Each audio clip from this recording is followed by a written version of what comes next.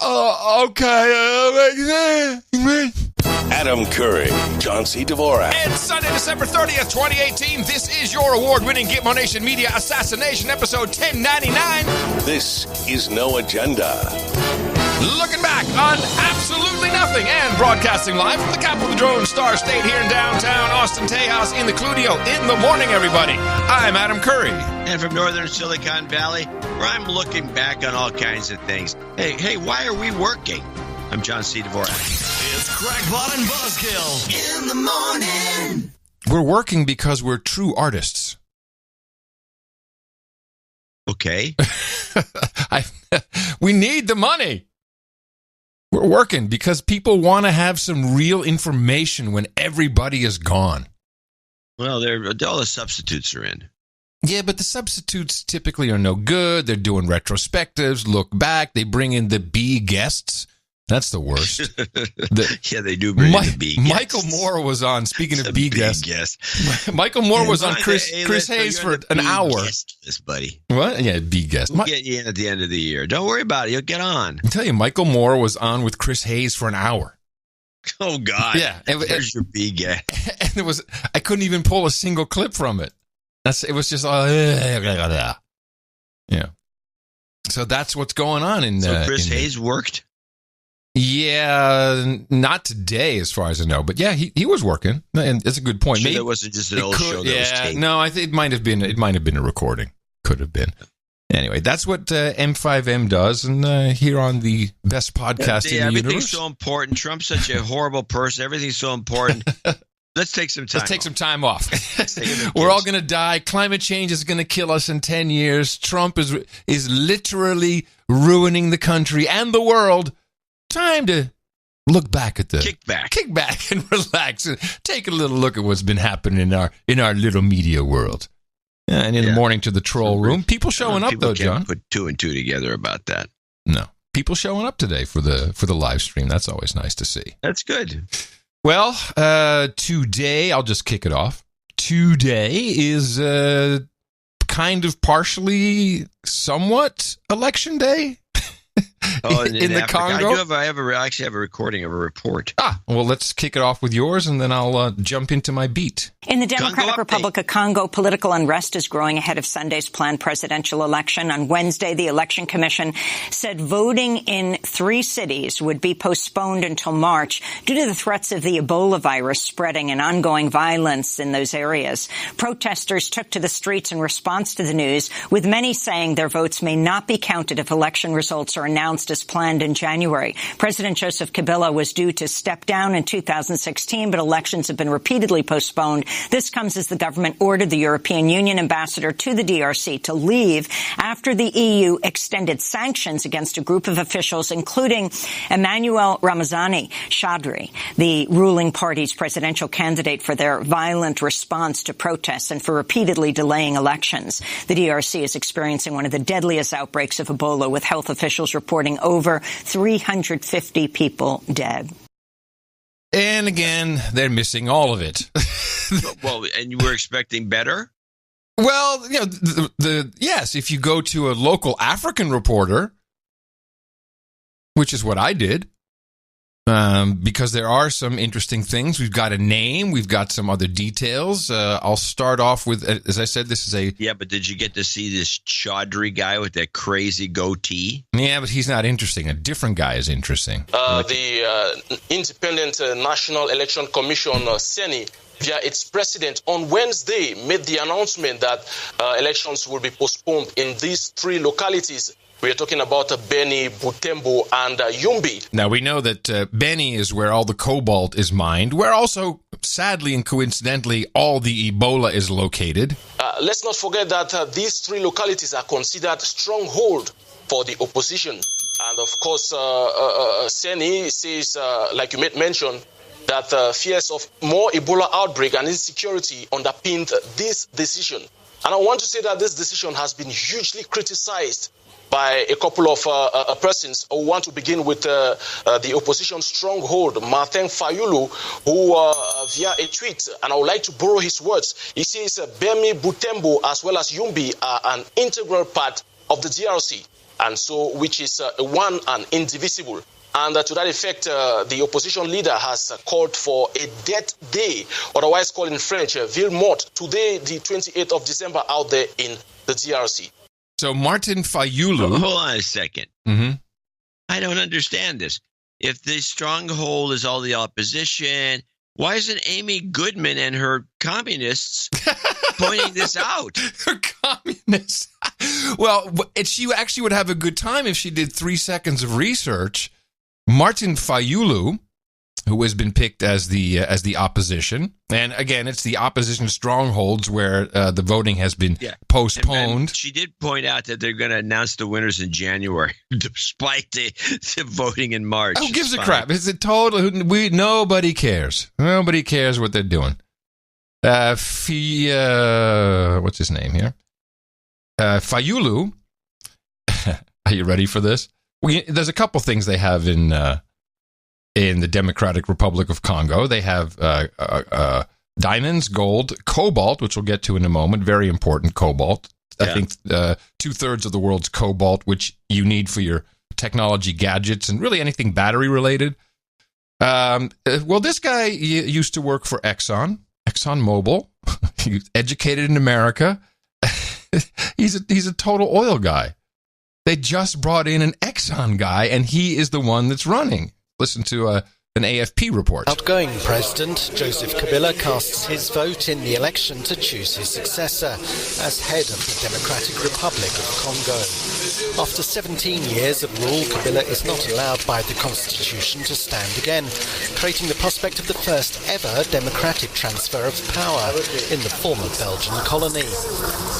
Of the candidates to succeed him, Kabila's own choice, the country's former interior minister, is said to be trailing in opinion polls behind former ExxonMobil manager Martin Fayulu. The opposition accuses the government of failing to distribute the fruits of economic growth across the 85 million population. It also fears possible vote rigging.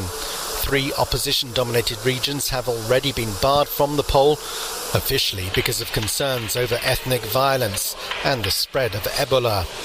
Final results are not expected until January the 15th. I've never heard the pronunciation Ebola. Ebola. That's new. Ebola. So Fayulu is the guy. It's Ebola. Yeah, Fayulu is the guy. 62. He actually was arrested several times during opposition demonstrations in Kinshasa. He was shot in the head with a rubber bullet at one point. This guy is pretty tough.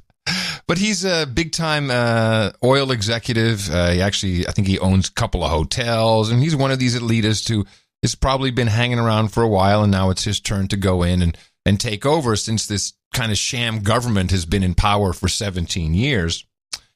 And I'm pretty sure that cobalt is really the main issue, although he's the oil guy. If you know... Oil guys know minerals. I'm sorry? Oil guys know minerals. Yeah, they know minerals. Yeah, that's true. Just today in Kinshasa, the Democratic Republic of Congo has declared cobalt a strategic substance, and they are now tripling the royalty rate miners pay of cobalt to 10%. So the 10% royalty rate also applies to coltan, which you would know better. I think that's they use that in transistors, maybe chips. Coltan. Never heard of it. I don't know what that is. It's probably the mineral something else is extracted from. I'd have to look it up. And so if you start looking a little bit at what's happening in this area of the Democratic Republic of Congo, it's pretty disgusting how this. I mean, these miners, don't think that these guys have a hat on with a light and they're going down in an elevator in a tunnel. No, they're sitting on railroad ties, being lowered on ropes down into these mines. There's kids, groveling through whatever's brought up to try and separate the cobalt. And everybody knows that this is going on. I mean, you would kind of presume that Apple would have looked at it. But they've come up. Apple going to look at it. But I found a report that, just a short report, that explains to us why we're no longer hearing about children working in the mines, in the cobalt mines for your cell phone, and unsafe working conditions. And it's all in the words, of course. Tech companies around the world are trying to clean up the way they source cobalt, a key ingredient in batteries for smartphones, laptops, and electric cars. But conditions remain hazardous in the Democratic Republic of Congo, which is where about 2/3 of the world's cobalt is mined. We traveled to Kolwezi, the cobalt boom town of Congo. These guys are climbing into these holes, straddling railroad ties and hauling up tons of cobalt with makeshift rope and no proper safety equipment or support whatsoever. In January 2016, a human rights report alerted the world to how cobalt is often dug up by hand under unsafe, sometimes deadly conditions by subsistence miners, including children. Pressure began mounting on the businesses that use the metal in their products, since even suppliers that mine cobalt industrially often buy ore from so-called artisanal miners, also known by the French word creuseur. So, artisanal miners. Small batch. Small batch. It's fantastic. I didn't have time to go look at Apple's annual reports, but I'll bet you somewhere they'll say, because it sounds great. Yeah, we at Apple, we are very concerned about the health and safety of the people who work with us, our partners, and that's why we source our cobalt only from artisanal miners. I can't even say it without laughing. Wow. Right. So there's a lot at somebody stake. has to introduce the idea of blood cobalt. Yes. So they could twist that, the blood diamond thing around. Oh, man. Well, gee, Amy kind of missed the boat on the whole report. Now, you think if cobalt goes up by 10%, or, is up 10%, so it's tripled. The cost of mining cobalt. No, they said that the cost of their tax of the government was tripled. That means it was 3%. It went to 10. It tripled to 10%. Yeah. Well, how do you triple to 10% if you don't have a base of around 3.3%? They do. It's 3%. Yeah, that's what I said. Yeah, so they tripled it to 10%. We're saying the same thing? Okay, good. So if the basic cost of cobalt goes up and that price has got to get passed along, will our phones get more expensive? Will our battery cars? 10% would probably add. It's just going to add 10% to the. It's going to go. No, that's $1,500 get more expensive, but not because of the cobalt. Yeah, you're going to get more expensive because you're getting ripped off. Exactly. Strategic artisanal cobalt, everybody. Look for it in an iPhone near you. I'd love to see the videos of those kids digging away. Oh, it's in the show notes. they have it. It's no secret. Just call it artisanal and everything's okay. Yeah, small batch. Small batch cobalt. Beautiful. All right. Okay, well, there's our first depressing story to end the year. Wait, we're not looking back. No retrospective. We're showing you the future. So my wife was bitching and moaning and groaning about the downage of the 9/11 lines all over the country. Yes. In spots. Yes, I have some clips. I have a short clip, and I was listening to this, and I said, now I know it. She says, why does one company, she'd say, why does one company have such control of all the 9/11 outlets around everywhere? A CenturyLink, by the way. So let's play the CenturyLink clip and we get a little background on it. Telecom giant CenturyLink said today it's still trying to restore internet and 911 emergency services in several states across the country. The outage began early Thursday, affecting millions of customers from coast to coast. Louisiana-based CenturyLink says the outage was not caused by hacking. The FCC is looking into this. Oh, well, I'm glad you set that up with that clip. It's a perfect setup because I have a little more detailed story and I have a CenturyLink spokeshole. Unless you wanted to say something about this. No, I'll say something and we're all done. For the second day in a row, potentially millions of Americans dialing 911 would not have gotten this. 911, what's the address of the emergency? An extensive outage at telecommunications company CenturyLink knocked some emergency call centers offline for certain callers around the country, highlighted in this map from the website Down Detector. In a series of tweets beginning late Thursday. By the way, I love that the news is using such artisanal tools as Down Detector to get a reading on the health of the 911 network. It's sad. Today, CenturyLink said its engineers had, quote, identified a network element and that the problem would be restored within 4 hours. But today, more than 14 hours later, the company reported technicians were still working to restore services, announcing a fix an hour later. The head of the FCC announced an investigation, calling the outage completely unacceptable, its breadth and duration particularly troubling. CenturyLink has not provided details on what caused the disruption, and it's unclear if the outage prevented anyone from receiving emergency assistance. 95 Rescue Dispatcher 49, what is... Many of the affected emergency response agencies suggested people call their local police department's 10-digit phone number if they need help. With its 911 system out, Boston Fire tweeted a picture of its old street fire boxes, operational since 1852 in the case of an actual emergency. Yes, those things apparently still work. Well, that's the old days. Nothing works now. So, did you find out anything about why CenturyLink has the monopoly on this? They won't. Nobody's talking, but But I looked at the map. It's all over the country. It's in big blotches all over the place. I know what this is. This is an example of microservices architecture. I don't even know if it's... Some code broke. Yeah. That's all it takes with MSA to ruin everything.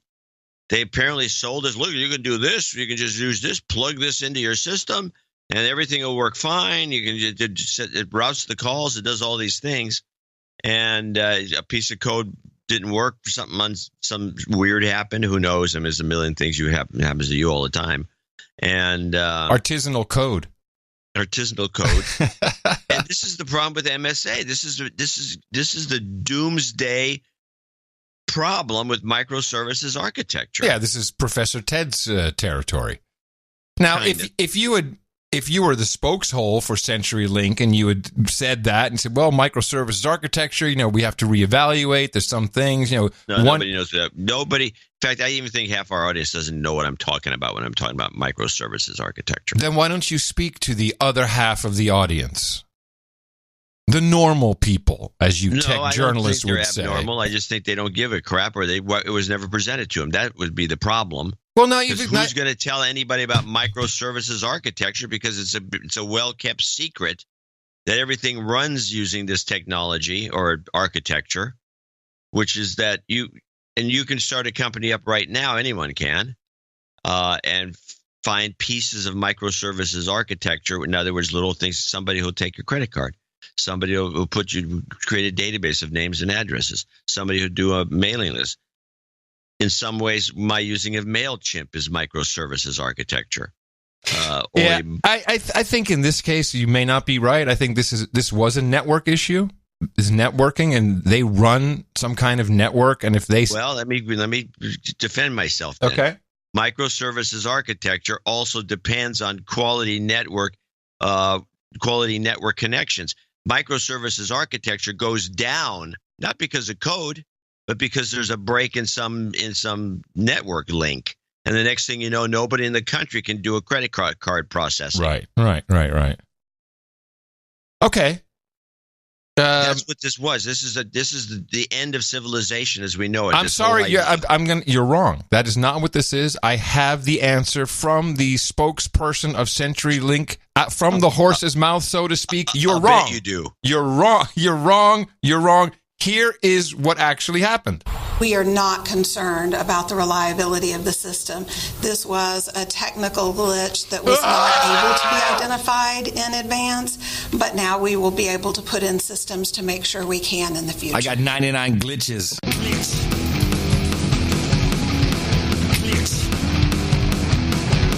It's just a glitch. And put a goatee on there, will you? I really despise this.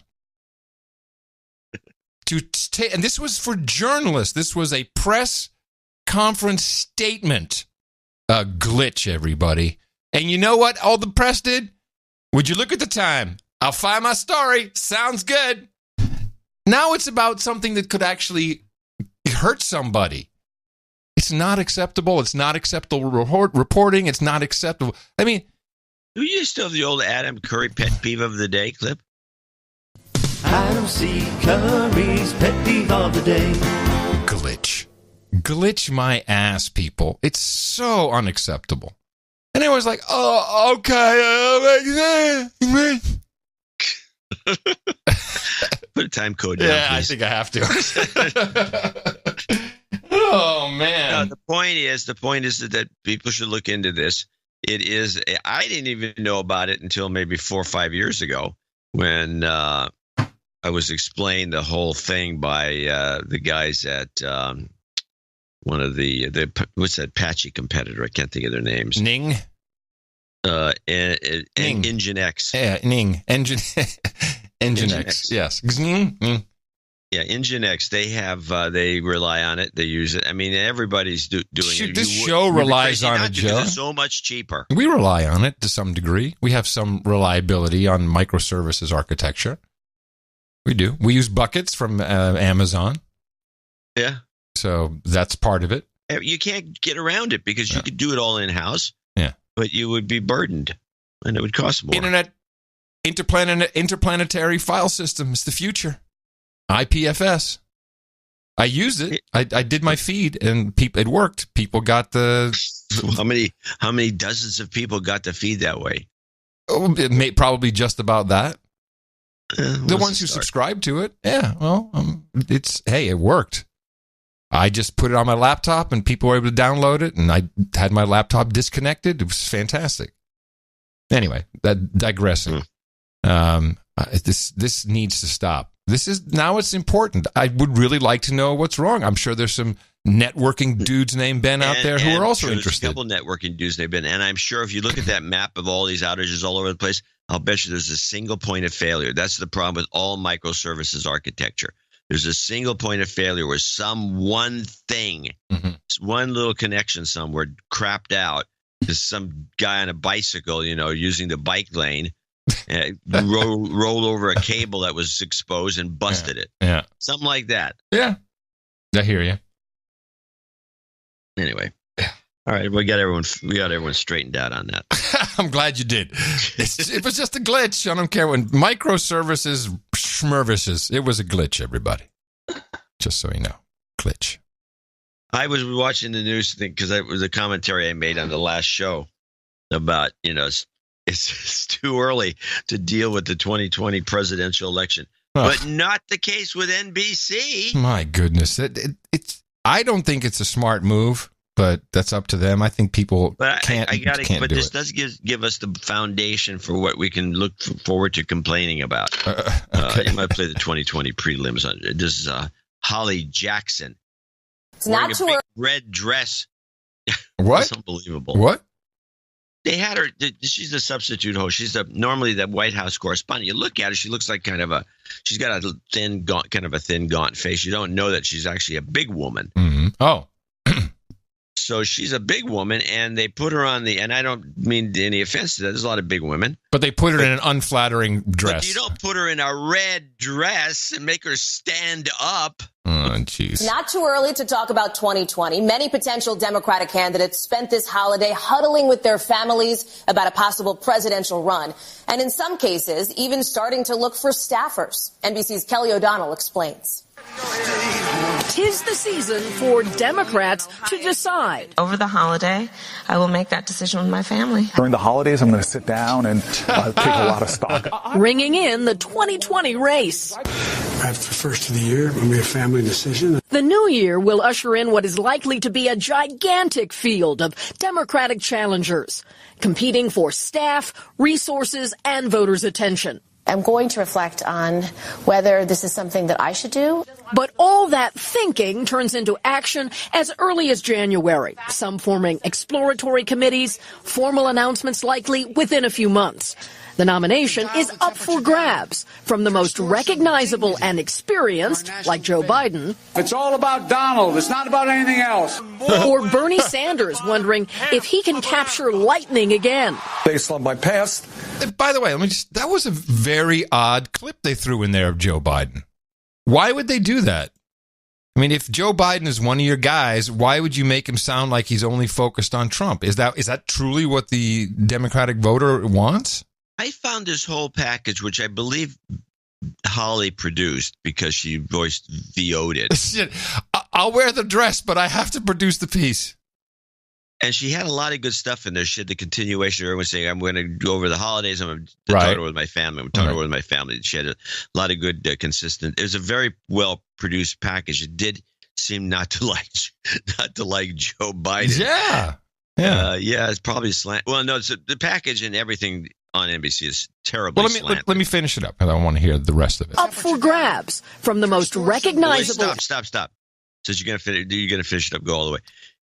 If you look at it from the perspective of a propaganda piece, I think the way it ends kind of gives us a little indication of what we're going to be witnessing in the upcoming. Okay, good. And experienced, like Joe Biden. It's all about Donald. It's not about anything else. Or Bernie Sanders wondering if he can capture lightning again. Based on my past, based on my ideas, that in fact I am the candidate that can defeat Trump. Or will Democrats make a generational shift? A USA Today Suffolk University poll finds 59% of Democrats and independents surveyed say they would be excited about someone entirely new. At least 6 senators could run for the first time. And you have to decide that you would be a good president, that you could bring the country together, that you would be able to beat Donald Trump. A November Senate defeat has not dampened buzz around Beto O'Rourke. Not to rule anything out and just to be open. While former Obama cabinet secretary Julian Castro has a date picked. On January 12th, I'm going to make an announcement about my plans. Of course, it's early and the path unpredictable, but the process is getting underway, with many of these potential candidates trying to position themselves in what will be a costly and competitive quest for the nomination. Democrats also have to decide among 3 cities where they will hold their nominating convention, and it will go fast. Iowa Democrats will be meeting to caucus in just about 400 days. Hallie? Almost here. Kelly O'Donnell in Washington. Kelly, thank you. So you think Beto? By the way, that was Kelly O'Donnell, not Holly, that did the report. Okay. So yeah, Beto. Huh. You know, it's coincidental. The keeper and I were out yesterday. We were looking for a place to move to in April, May timeframe. And so, we also went to some open houses of places we can't afford. But everywhere you go, South Austin in particular, the Beto signs are still up. One of our James, I think Fitzpatrick, I believe his last name. One of your Texas producers sent me a Beto sign from one of the big ones. Yeah. Oh, the really big one. They're cool. Well, not really big, but it was big. Yeah. No, but everyone has their yard signs still up. The yard signs are everywhere. Yeah. It's very interesting. I'm reminded of Pia Zadora. For some reason. And when the rain begins to fall. Yes, P.S. Adora. Let's talk about her. I interviewed her. Did you now? Yes. You tell me what what you think. Well, all I know is that she had a rich husband. Well, he has a rich wife who promoted because her dream was to be a superstar. Yes. And so he just spent a lot of money on her, getting her. Let me tell you exactly what he did. I think he's dead now. I think he's long gone. But Pia Zadora had manipulated her guy's money, and I want to say that they seem very much in love. So it's fine by me. To make this song, it was from they produced a movie and a soundtrack, and she did the soundtrack with Jermaine Jackson, which is like, you got a lot of money, but you didn't quite have Michael Jackson money, so we got Jermaine Jackson. And when the rain begins to fall from, now I'm doing this off the top of my head, something about the something in the alien. Now I got to know. P.S. Adora movie with the something in the alien. I'm going to go watch it now. No, you don't. Was it the Voyage of the Rock Aliens? So it was something like that. Man, she did a lot of movies. I mean, her husband paid for a lot of movies. Yeah, Voyage of the Rock Aliens, I believe it was. She was kind of a cutie. Yeah. Well, what did you think? You met her and talked to her. No, I didn't think. I didn't. No. She was all right. She was very tiny, very, very tiny. Yeah. Well, so is. But yeah, so your point is well made because Beto's wife is heiress to a large fortune, and her daddy-o probably still has some influence. But I was thinking about it, and while he seems kind of good on paper, white Obama, let's just call him that, he has just I like it. Wow. A white we can call him Wobama if you want to shorten it. I think we have a winner. Wobama. Yeah, he reminds you of it. I mean, how many reports have we not heard? Wow, very reminiscent of Obama. Okay, that's good. Yeah, no, he steals Obama's style. Wobama. Yes. He doesn't, well, I don't know if it's steal it or if it's just, there's lots of people. He studies it and steals Obama it. was influential. He's impressionable on young people like Wobama. Beto. Like little Wobama. Like little Beto. And I see that people dig that part. But he's much younger than Obama was. I think he's 10 years younger than Obama was when he ran. I don't know. I think so. And you just look at the guy and you can see him running. You can see him debating. But do you really see him running the country? I don't think any American sees that. They be like, he's just not, he doesn't have enough. But JFK was the same way, dude. It's the same way, man. Yeah, man. All right. JFK was like a young guy, and they didn't like him because he was good looking. I think if you were old enough to vote for JFK, then you can vote for Wobama. You can do whatever you want. I don't know. It would be great for the show. Well, it's going to be it's going to happen. I mean, they're going to run him. He's not going to get in through the primaries. Hillary's still going to come in and swoop in. As per your newsletter, I want you to reiterate this because it's important. Where we were hearing wall to wall Hillary up until about six weeks ago, she was everywhere. She was with the women in tech, the lesbians in tech, and I'm not making that up. It was the lesbians in tech conference. She's doing interviews everywhere. She's hamming it up. She's got her paperback version with a prologue, and then she starts this fateful tour, a 3-hour tour, and that apparently I don't even know if the tour has been canceled. No one's reporting on it other than no. This has not been canceled, and no one's reporting on it. Right. So what is? And there's material in there. Hell yes. So. If you don't mind, there's a lot of people who foolishly do not subscribe to the newsletter. I think it's good that you explain again just what's happening here. Well, to sum it up, Hillary's being blackballed by the media. Yes. And she has been left out when they talk about polls. Well, here's the newest poll says this, that, and the other thing.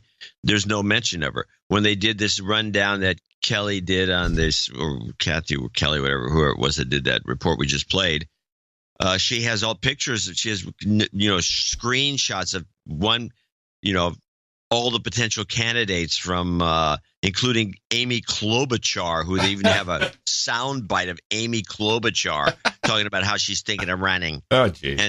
And so you have, screenshot after screenshot of people in a big, murderer's row shot. Right. And no Hillary. There's no Hillary. She's not mentioned. Mm-hmm. She's not shown. She's been completely blackballed. When they do polls, she'll show up in the poll, but they will leave her out when they present it to the public. So what do you think her strategy will be?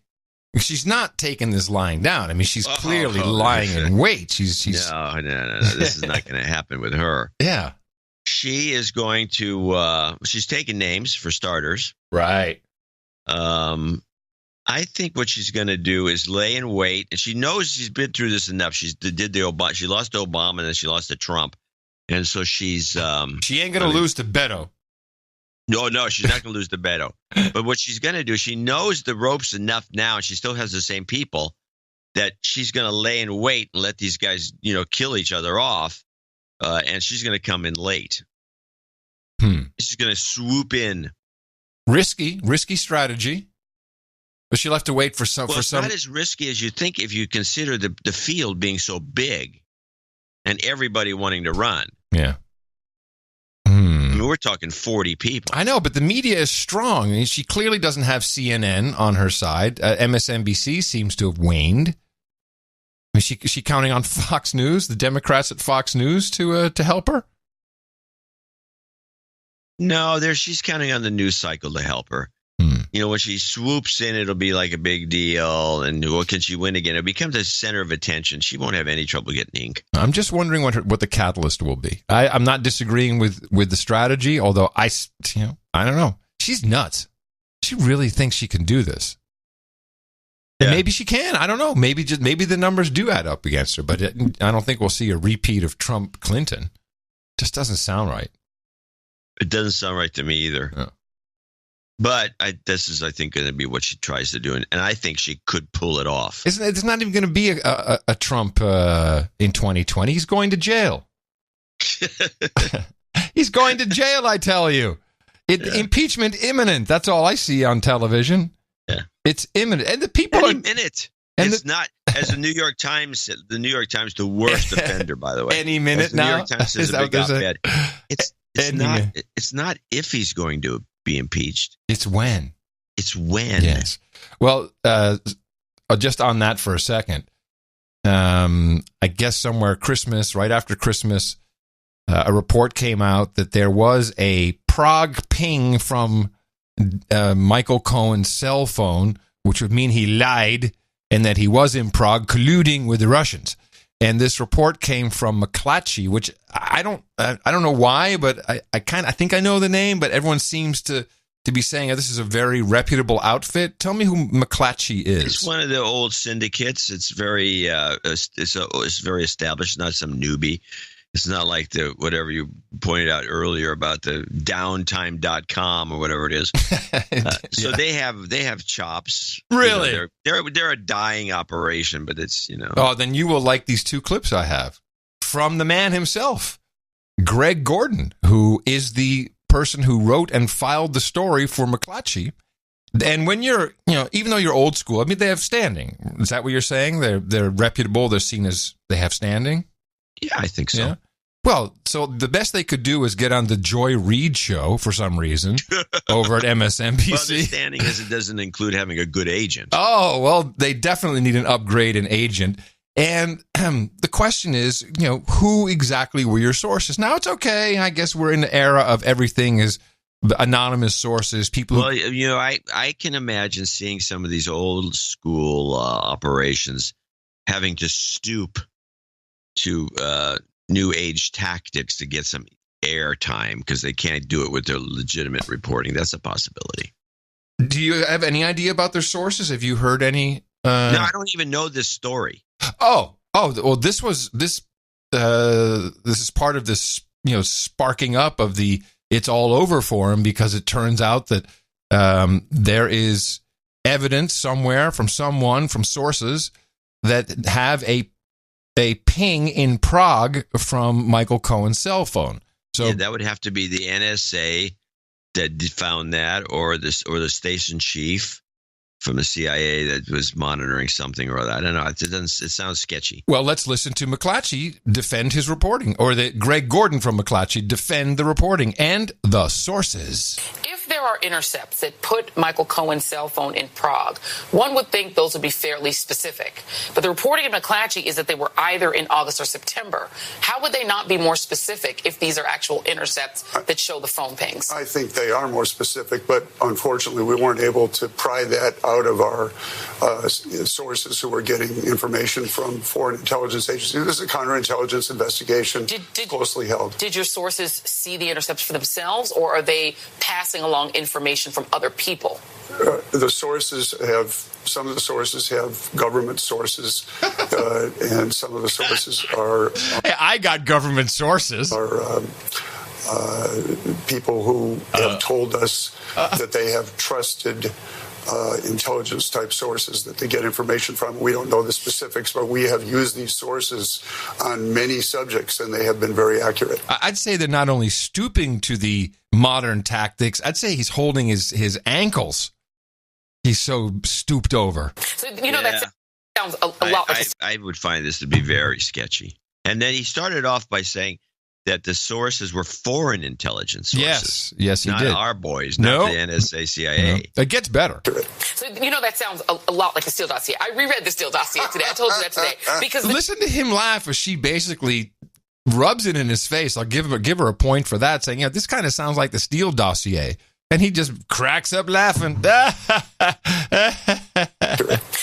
that sounds a lot like the Steele dossier. I reread the Steele dossier today. I told you that today. Because the reality... What the hell is it? Why? What was so funny about that? I'm wondering myself. I mean, I'm kind of befuddled by this. Again, McClatchy. And it wasn't like a nervous laugh. It was a guffaw. Yeah, that wasn't a tell. It was like, and I don't know what that was. So she says, I reread it sounds like the Steele dossier. So either he thinks the Steele dossier is total crap, or it's a complete breakdown of his system. Like, you got me. Something is very strange. So, that sounds a lot like the Steele dossier. I reread the Steele dossier today. I told you that today. Because the reality is, if your sources didn't see the intercepts themselves, did they let you see them? Did they let us? Did they pass?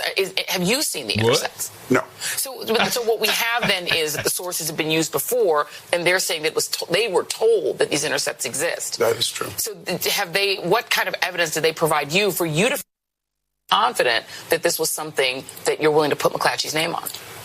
Well, for one thing, we got numbers.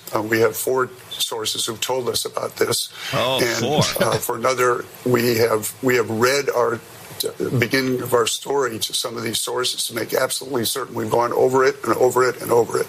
We worked on this story for it's a months. short story. No, they went over it and over it and over it. And he has 4 sources, so he's got numbers. I like how he said that. Hey, first of all, we got numbers. I like the numbers. Is that a thing you say in the news business? Like, we got numbers here, okay? So I got numbers. I got sources who know government sources. I got numbers. I'm McClatchy. Did your sources come to you and say, hey, we have this new information, or did you go to them asking? Well, it's been a dialogue for a long time. So, and my partner, Peter Stone, did some of this sleuthing, but we both are... Sleuthing? Sleuthing? What is he, Nancy Drew? Yes, I'm here in Prague. Maybe there's something behind the bookcase. Did some of this sleuthing, but we both are well acquainted with the sources. Yep. And I would say we developed some of these. Some of this came from foreign sources, and those people, one of those people, talked to us over a long period of time before he provided a drop of information. Mm-hmm. Now the guy is going to come. He's not unglued, but everything's unwinding before his very eyes, and he even admits to it in this. It gets, it gets kind of sad. I mean, I guess the reason that I'm asking is because we know that there is a possibility that sometimes sources have motives for putting things out, and one of those motives might be to get McClatchy to run a story like this, even if it isn't true. Is there any concern at all that people might have had a motivation to try to get you to run a story that was sort of an Ada in Prague situation, where it didn't... What is Ada in Prague? I've heard the expression. I've never heard that expression. Oh, now we have to look it up. Of knowledge. Ada in, I think it's a movie Is reference. ADDA? I think Alpha Delta Alpha. Ada, maybe not. Ada in Prague. I don't know. Ada restaurant. Why would you? That's just a promotion for some restaurant. Even if it isn't true, is there any concern? And one of those motives might be to get McClatchy to run a story like this, even if it isn't true. Is there any concern at all that people might have had a motivation to try to get you to run a story that was sort of an Ada in Prague situation? Ada in Prague.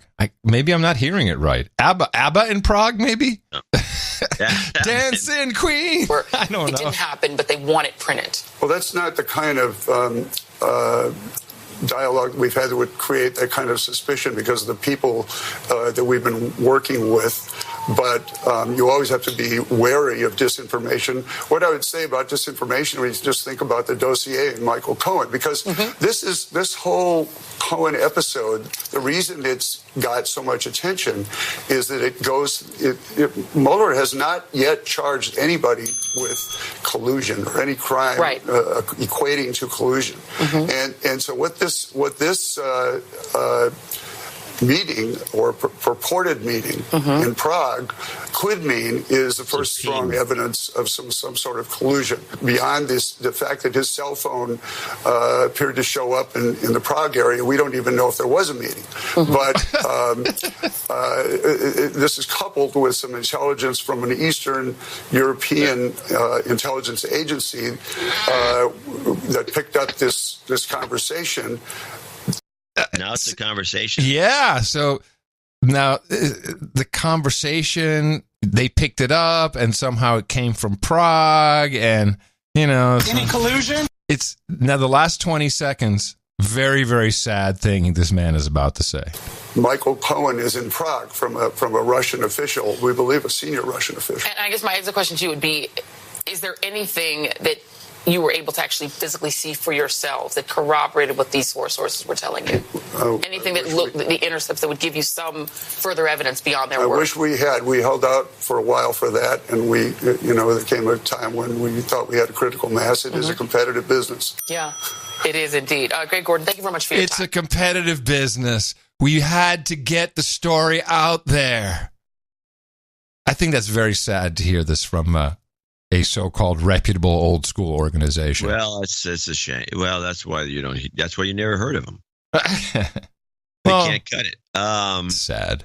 It seems to me that the CIA, the NSA, somebody would know if this Cohen was floating around Prague ever. Yeah. So, I mean, this is not a story. It's a bullcrap thing just to excite the public. Well, and it's McClatchy. Final nail in the coffin, sounds like to me. Done, those boys are. Done, I tell you. Well, let me see. Okay, that's the second little downer here for the. No, it's not meant as a downer. It's meant to entertain. We've had glitches. We've had pings. What else do we have going on in the news? Well, I got a series of clips. Let me change these either. Oh, I did. I was going through I was going to do I did again the whatever happened to. Yes. I have two clips on the same topic because it turned out to be, this was in 2015, just a few years ago. It turns out to be, this was the news item of the year. Every channel I have the two clips about it. It was going on and on. Everyone was just up in arms and everyone was in a tizzy over this whatever happened to story.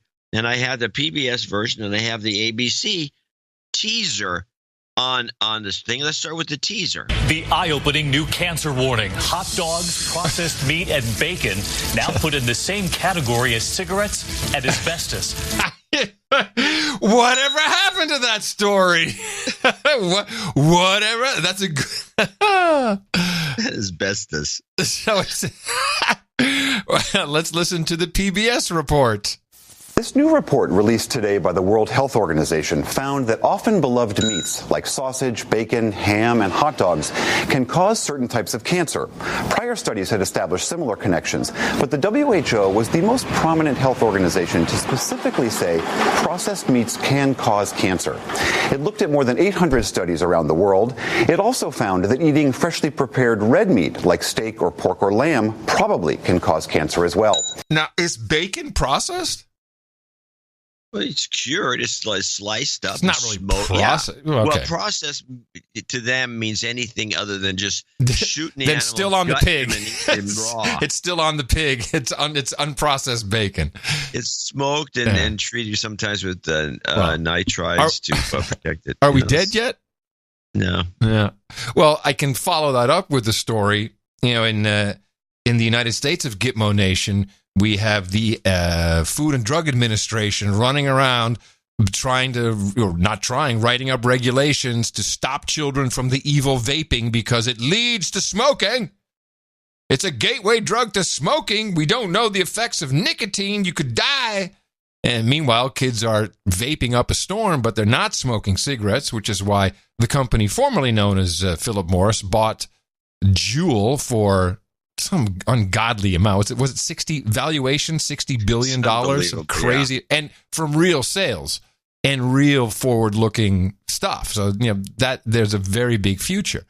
In the UK, Gitmo Nation East, they haven't quite caught on to that. But did they no longer have, I thought Philip Morris wasn't that British?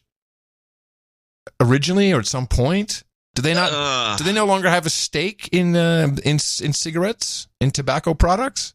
The UK? I think they do. I don't think they. I wonder if the UK has any relation to tobacco anymore, because the Public Health England, which is the government's public health propaganda arm, has launched a campaign to show. Well, I'll play the. Let me just hold on. Philip Morris. I'm looking on their wiki page. They are they're still in tobacco. They were founded in 1847. Their headquarters in New York. They're not a British company. I thought they were. You had British American Tobacco. There was a number of companies there was a lot. Of them. Anyway, they won't if they do, because they're really trying to get rid of cigarettes, and they're doing it by showing the kids vaping is good. And what we are going to do is we are going to have one bell jar set up to smoke the average number of cigarettes smoked by a smoker each month. And then we have another. I'm going to tell you, I need to give you some visual aids here. So they have 3 bell jars with cotton balls in them. One is the control bell jar, which just has cotton balls, just air. Then they have one with a vape stuck on the top, and they have one with a cigarette holder. And they drew in the equivalent amount of cigarette smoke and vaporizer, condensation, as to a month's worth of smoking each product. And I'll say smoking in... a month's worth of nicotine in one puff? No, a month's worth. It's not the nicotine. A month's worth of whatever you puff from a cigarette, a month's worth of from whatever you puff from a vape, and then just nothing, plain old air with the same, just the control jar. The bell jar through which we draw vapor from an e-cigarette for the same amount of time. And then, as a control condition, we have clear air to demonstrate not smoking or vaping. So let's see what's going to happen. Here is the bell jar with cigarette smoke. I mean, it just is so revolting. Look at this. That's just the inside of the jar. Here, a lump of tar. So that's what's going on inside your lungs. There's loads of it. And this is only after 1 month. So now let's have a look at the e-cigarette. Let's just see. A little bit of vapour. That's the only one that's really got much in the way of colour. Just feels wet. My research shows that e-cigarettes are significantly less harmful than cigarettes. A big reason for this is the tar, which you can see here, which is not produced by e-cigarettes, but produced by cigarettes, which are linked to diseases such as heart disease, stroke, and cancer. Well, there are 6 million smokers in England, and we think about 500,000 of them will try and stop smoking in January. The best thing a smoker can do for their health is to stop smoking, but don't try and do it on your own. We ask people to search Smoke Free and get some help so that they can be more successful in quitting smoking. So I don't know, but to me it sounded like they were telling the kids vaping is good. Well, it doesn't produce a lump of tar. No, it the doesn't. Size of a baseball. It doesn't, and there was zero talk of nicotine. Nicotine is not the issue. The tar and whatever other cancerous crap. Nicotine is the addictive issue. So they say. Tar's not. No one's addicted to tar. Hey, I've become a roofer. No, right. But yeah, exactly. So, but you get the point. It's like someone's not on board. They're of course, this is what these guys do. They've been in the business of. These guys must be beside themselves when they were banned from advertising. They owned one of the NASCAR races. They were advertising on TV. They had Ronald Reagan smoking Chesterfield. Do you remember Johnny Player Special? No, I don't JPS, the black with the gold letters. It was all the racing cars had it. Yeah, JPS, Johnny Player Special. And the cigarettes, I remember as a 15-year-old, hey, man, I'm going to smoke some Johnny Player Specials. Well, it's like smoking a dog turd. Like, unbelievably crap. Good times. Well, most of the cigarettes are, I never smoked, so I can't really I'm not a connoisseur, so I can't say. No, I can't. But these guys have to be beside themselves because we're talking about some of the greatest marketing people in the world that have to sit down and come up with schemes because they can't really you can't just cut them loose. It's got to be very frustrating. Right. So this is their latest. So at least they're doing. They're keeping busy. Yeah. Well, I see there's a bigger future for vaping. It's big. I think you're right. It's well, if only I think it's dorky, especially with the smoke. It is dorky. It is. It's not smoke. I know it's vapor. But my favorite is guys with those souped up things. They fill a room. You know, there's vapor. But the vape goes. It dissipates pretty quickly. Yeah, but it's But I do remember going to visit Dexter. I remember visiting Dexter at the vape conference in Dallas a couple years back, and the whole hall was just one cloud. It was just hanging there. It's smelling of like popcorn and cotton candy. God, and sick. It's just, I'm not a big fan of the cotton candy. Where was this event? In Dallas. It was big. It was at the convention center. A lot of people vaping. That's when I got the hoverboard. Remember? Oh, yeah. Whatever happened to that thing? Yeah, I gave it away. It's a flying bomb, man. You don't want to be on that thing. The battery. Just waiting for the battery to ignite in my house. I don't need that. All right. Yesterday, I saw some guy go by on a one-wheel Segway. Yeah. Yeah, between his legs? Well, yeah, but you ride it like a skateboard, so you're sideways. It's between your legs, but you're sideways, and the wheel is parallel to the skateboard. Yeah, that's all we need. More of that. Yeah, I was thinking about the dockless mobility, which is what we're talking about. And here's what I don't know. So the companies that are big in this are Uber and Lyft, and they've purchased pieces of the big front runners, Bird and Lime. And knowing that the Uber model itself only is working because they're severely undercutting the actual price they're selling rides below cost in most cases, unless I use the app I used to use on my phone. They go, it's Curry, just do times 5, because that's how they price their rides. Tina will use an app and she'll get the same ride for less. Same with Airbnb and all that stuff. But they're really not making any money on any rides. I think they're losing about $1 billion a quarter. And the reason they're still around is because they've been able to get some new group of idiots for the fifth round of investment to put money in, so they can keep it is a bit like a Ponzi scheme, or at least it's a scheme where they just need to keep pumping money in to keep afloat.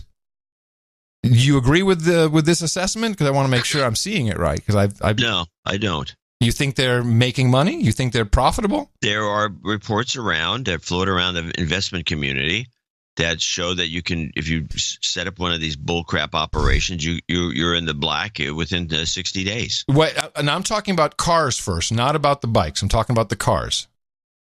Oh, I don't know anything about the financing of that. That's where they're losing $1 billion a quarter, is my understanding.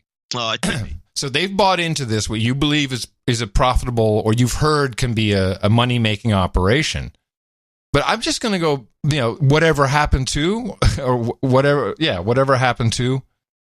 We had the big bike sharing startups in China. It was exactly the same thing. They had $2 billion initially in venture. Then 18 months, they started to really catch fire, and then more people came in, and then more money, and they started to acquire each other, and then they had an IPO. One of them raised $4 billion in IPO, and now these companies are all done, broke. There's huge mountains of these bikes that are just piled up because they're out of business. They're not used. You give them to the homeless? I don't think they have homeless in China. Oh, it's true. No homelessness. Yeah, no homeless. I mean, it wouldn't invest, and what happened is investors just stopped investing. Said, well, you don't seem to be able to make a return, and this was on the scooters and the bikes. So I don't know. It just doesn't seem like. I mean, you got a lot of people in China. If you can't make it work, I remember pictures of China. There were more bikes than we thought in Amsterdam. It's like, oh, these people really have a lot of bikes. Man, you remember the video, the old film footage of here's Beijing and people on bikes everywhere. They couldn't make it work. Yeah. So I'm not so sure. Every time I if there's an Uber involved. Well, my advice is don't invest in this. Well, no, but also, I think the whole system just it doesn't seem sustainable. Well, if you think about it, it doesn't seem right to have all this crap laying out. Buying all these things and then having them laying all over the place. It just doesn't seem like I have come to pick them up and charge them. Yeah. Yeah, it's expensive. It's expensive. GPS, that's got to cost money. And, now downtown Austin, they have a new problem. Whenever one of these bikes or these scooters is parked in the middle of the sidewalk, there seems to be someone going around and putting his boot and bending the disc brake on the back. There's a disc brake on the back? Yeah. Exposed disc brake, very thin. And it's apparently, if you put your boot on it while it's lying down, you can bend it and then the wheel won't go, rendering the whole thing inoperable. Someone is doing that in downtown. Some vandal is doing that. I have no idea. And I bet you the police aren't interested in catching him either. No. We have other things to do, sir. Yes. I'm not sure what. We got to go protect the ground for the soccer stadium. Make sure no one's peeing on it. Something like that. Wow. It's always something. That's awesome. That's the thing that's always overlooked in these great utopian schemes is the preponderance. I'm not talking about just occasional. I'm talking about preponderance of vandalism. That's why we have the police. We have just humans in general have, especially in freedom-loving countries, we have a preponderance of vandalism. You can drive through any city and look at all the graffiti. It's all vandalism, even though there's a lot of art in there. But in Austin, we have we call it a graffiti park, and we call it art, where it's really just a bunch of, it's a place where there's some rundown buildings where kids are smoking dope and drinking and spray painting the wall. But in Austin, it's art. Well, there are pieces I've collected some actually, of graffiti that is art. It's a very specific style of art, and it's very pretty. And but that's not what most of it is. Most of it is these, what they call throw ups and just tags and just a mess. Yeah. Well, clearly it's beatniks who are doing this in Austin, so they're taking the law into their own hands. And with that, I would like to thank you for your courage and say in the morning to the man who put the C in cobalt, John C. Dvorak. In the morning to you, Mr. Adam Curry. Also in the morning to all ships at sea, boots on the ground, feet in the air, subs in the water, and all the dames and knights out there. And in the morning to our troll room and all the trolls taking refuge there at the time being, which seems to be more than I expected, actually. We must have some finger-snapping beatnik freaks in the troll room, but we appreciate you guys showing up for this end-of-year show. And you can join our troll room at noagendastream.com. Also, in the morning to Darren O'Neill, brought us the artwork for episode 1098. We titled that one Climate Grief. And he made a No Agenda gift card with everything that goes along with it. And it was a nice piece. And it was something that came up in the show. We were talking about the gift card scam. And we already used the Climate Grief title. And so it really was the best piece of art. Although I think there, again, were some other good ones. Yeah, it was. Usually you remember. Usually you remember. Let me see. What was? I don't remember. There was some good. There's something really good that we liked in the last show. All right. Well, let's thank a few people. Meanwhile, NoAgendaArtGenerator.com. We appreciate it, Darren. Thank you so much. Sir Neville James of Bray Park Hill in Australia came in with no note, and I sent him an email asking if he could get a note in, but he couldn't get. He's probably, I don't know what he's doing. What time is it there? Anyway, $710. We'll read his note when he comes in later. He did have a note for the last time he donated a substantial amount, and it was he did want to let's just rerun his old one. Yeah, hold on a second, John. I'm having some spreadsheet issues here. This is very funny. What happened? Well, this is very odd. So it's just I can't even explain it. It's a Windows thing. The only way I can view the spreadsheet is if it's completely filled the screen. Because if I click the little shrink, go back to regular size. A little bit, yeah. Then it's just a teeny. Oh wait, here I grabbed it. Okay. My goodness, Windows is a trip. All right, I'm here with you. What do you need? Trippy man. What do you need? What do you need? He needs just a Putin jingle. Don't worry, be happy.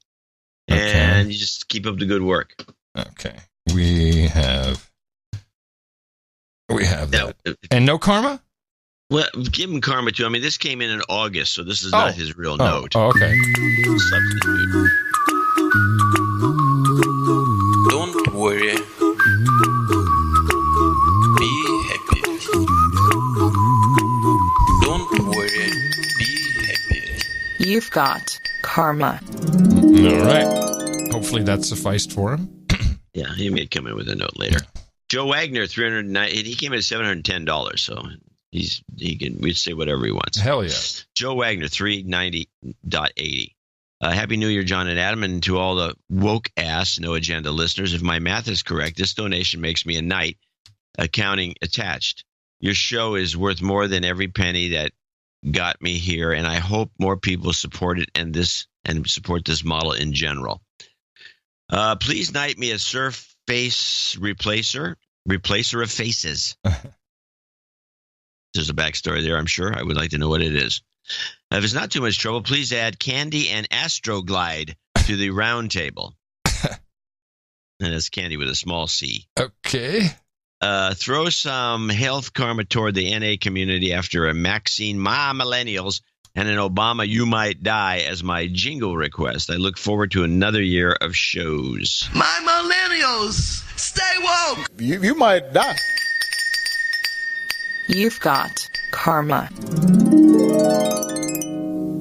This is a good one from Sir Robert Gusick, High Point, North Carolina, $333.33. I'd like you to read this because I have to sort through something. I am very pleased to let you know that the karma I requested for my back surgery worked awesome.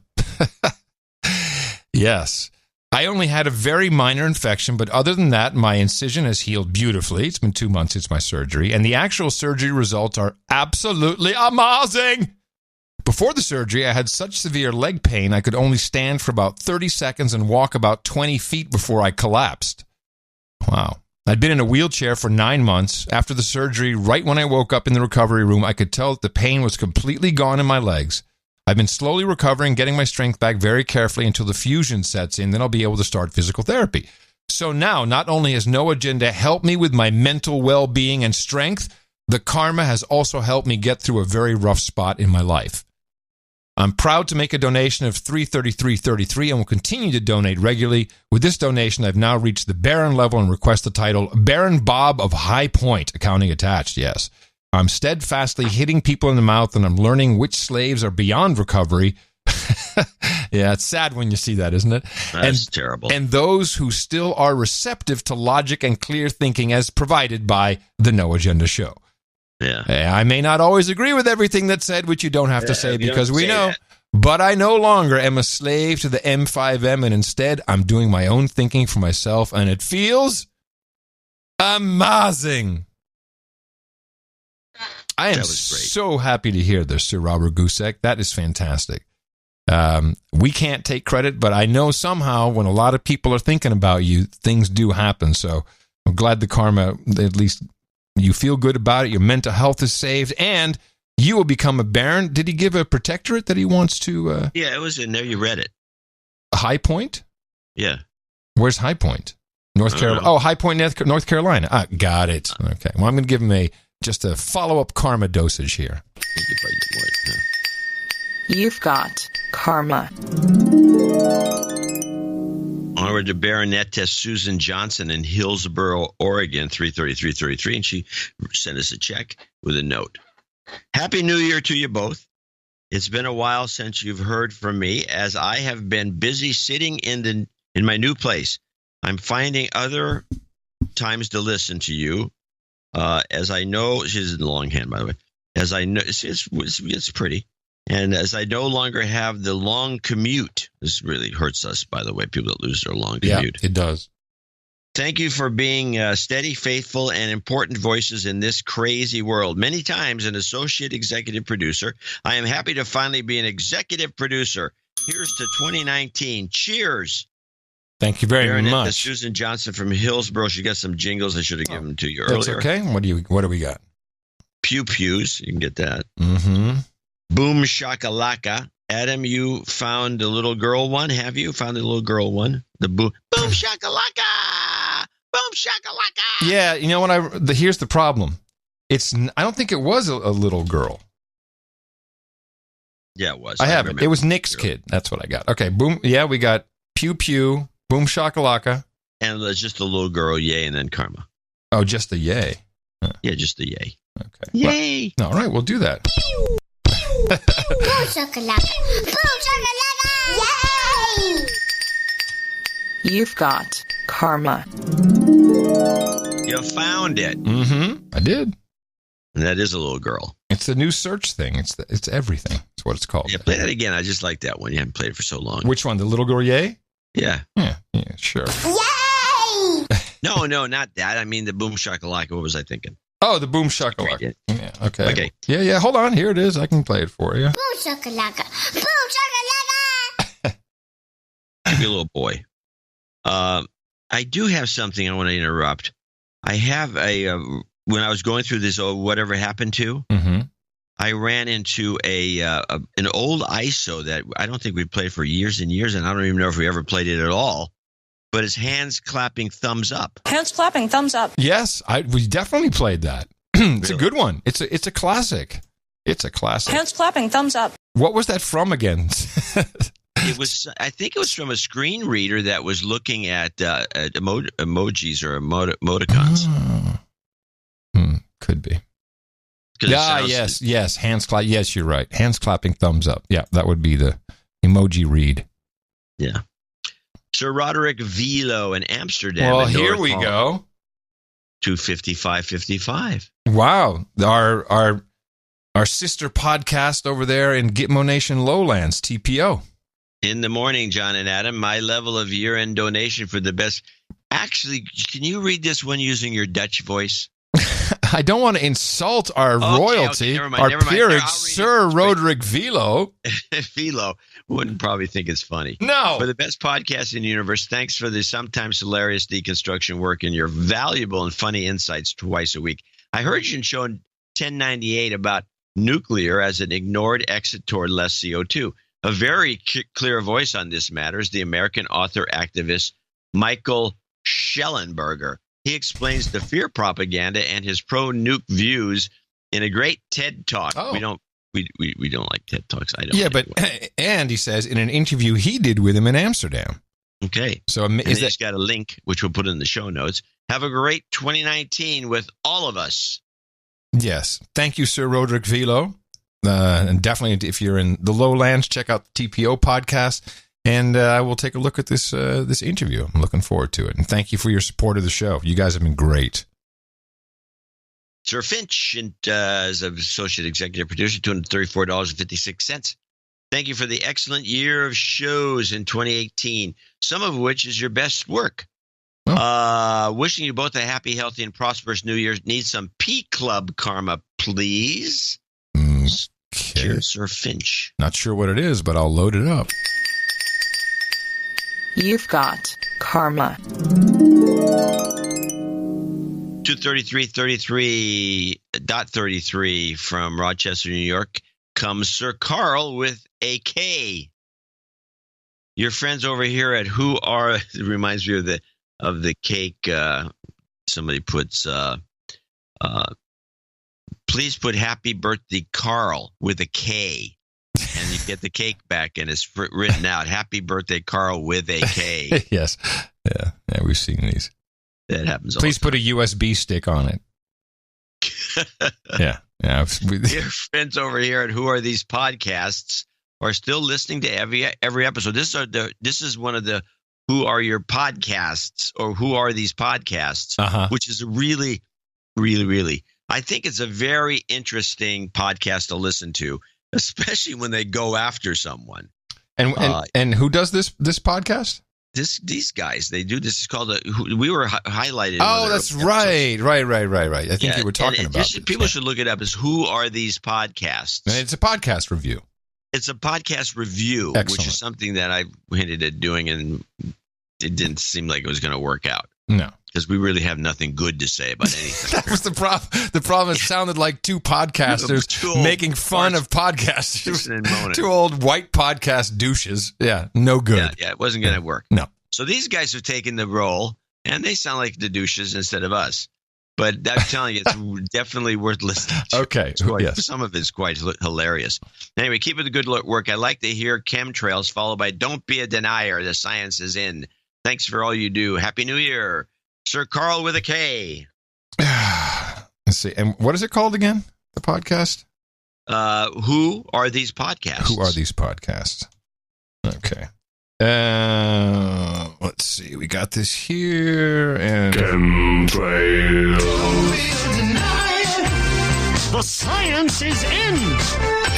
Science. You've got karma.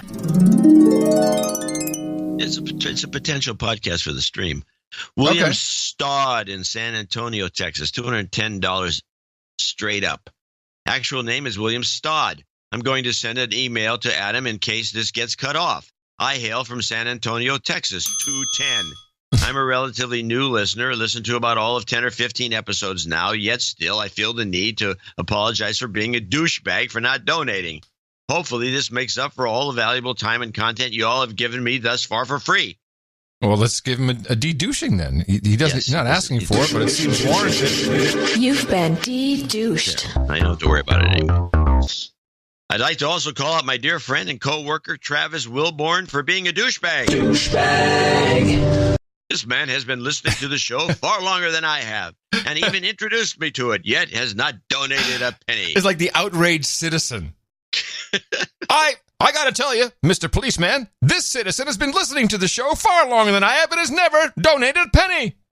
I also like to request that RESPICT to my smoking hot wife, Madison, who's all on board with my road trip to knighthood. Woohoo! Again, that's good. You're Yes. on board with You got this. a good one. That means we'll be listening more. You got yourself and a then I keeper. can read these notes like this. Yes. Again, thank you for all the wonderful laughs and news and deconstruction and valuable content. I wish y'all a happy new year. Yeah, happy New Year, San Antone, William Stodd, and smoking hot wife. RESPICT. You've got karma. He's such a gift. Al, it's a gift. Randall Brown. Now I have to look into my email box. I didn't see this was empty. Randall Brown. I don't see nothing. Shall I take a look? Take a look. I Look do into not Randall. recall. Randall. Randall. Let's see. No. Nope. I'm sorry. I do not have anything. One more time. No, I have nothing. RAND.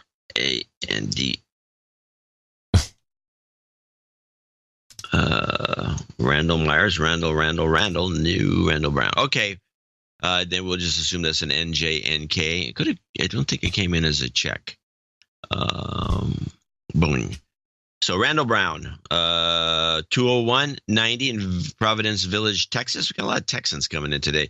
They're all itching for a meetup. Texas meetup. You could top the numbers we've had. We're gonna have the big Texas meetup in the new year. It's in the planning 50 stage. People. Yeah, it's going to be more than that. It's going to be huge. Huge. Okay, now we got an interesting situation. Well, this is Ed Boutelier, $200. Happy Yuletide and Happy New Year. Keep up the good work, Ed.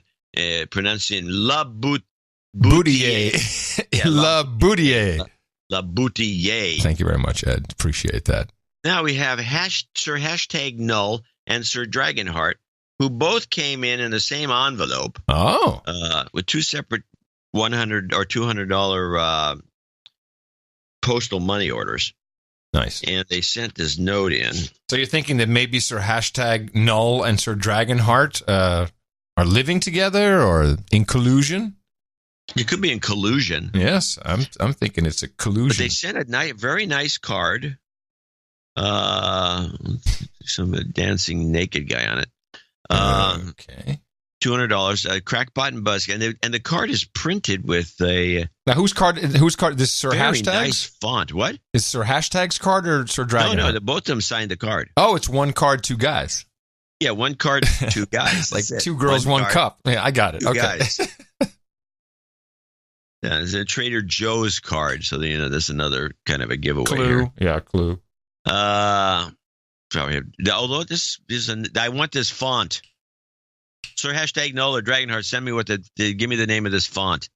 Happy holidays to you, fellow knights, dames, and other titled members of the round table, producers and artists, and even those of you who don't think the cause is worthy enough to warrant supporting truth, justice, and the insert justification way. Please forgive my son and I. Oh, it's a son. There we go. Father-son combo. For not pitching in for a while. This is actually both. This is Dad's $400 donation is what it amounts to, I think. But credit half to his son, and they were two separate money orders. Please forgive my son and I for not pitching in for a while, but this has been a complex year. Not to mention, we lost someone very close to us earlier this year. Please find a homage from both of us enclosed. We wanted to make sure. I love this font. We wanted to make sure. John, is there such a thing as font porn? Because you need to start the website. Just gorgeous. We wanted to make sure we sent some form of support before the calendar flips and help bridge the gap before the big 1100 show, which is the next show of the year 2019. We are honored to be part of a community that wishes to see beyond the smoke and mirrors, and especially what is behind the curtain, number 3. Adam, your attention to detail and professionalism is inspirational. Woo! Foam figure. Very much appreciated. I have been listening to podcasts since 2006, before it became a thing. And No Agenda is without doubt the most sophisticated experience I've ever had. And not just for the content. The presentation and audio quality is top shelf. Thank you. Well, John, we do work hard on that. John, do you believe in divine intervention? That is when you and Adam somehow came up with the idea to do a talk program. And the metamorphosis is what we count on every week to keep sane in this padded world. As the elder statesman of the duo, your insight, wisdom, and broad-range knowledge really gives us a perspective that is definitely absent from the general media. Well, elder statesman, I like it. 20-year-old can beat them, including top of the list podcasts. Well, you do it with one arm behind your back. I mean, let's be honest. And dribbling too. Yeah. But pretty soon it's from my mouth. Make no mistake, folks. History is riddled with instances of information suppression and conflagration, which is why now, probably more than ever, we need a resource like No Agenda. Do your part to keep the lighthouse flame a-burning. Oh. Yours respectfully at the table. Respectfully. For #Null, Sir Dragonheart. No jingles, but we appreciate some karma. Well, you guys are getting some karma, and thank you for checking in again. Good to hear from you. And please send me this font as well. I'm all jacked about it. I'm getting all jitty with it. Thank you, guys. Really appreciate it. You've got karma. Sir #Null and Sir Dragonheart. Very nice. And is that it? That's our list? Is that it? I believe it's probably it. Yeah, it is. Well, that's our executive and associate executive producers for a show. 1099, the last show of 2018. Yes, and we thank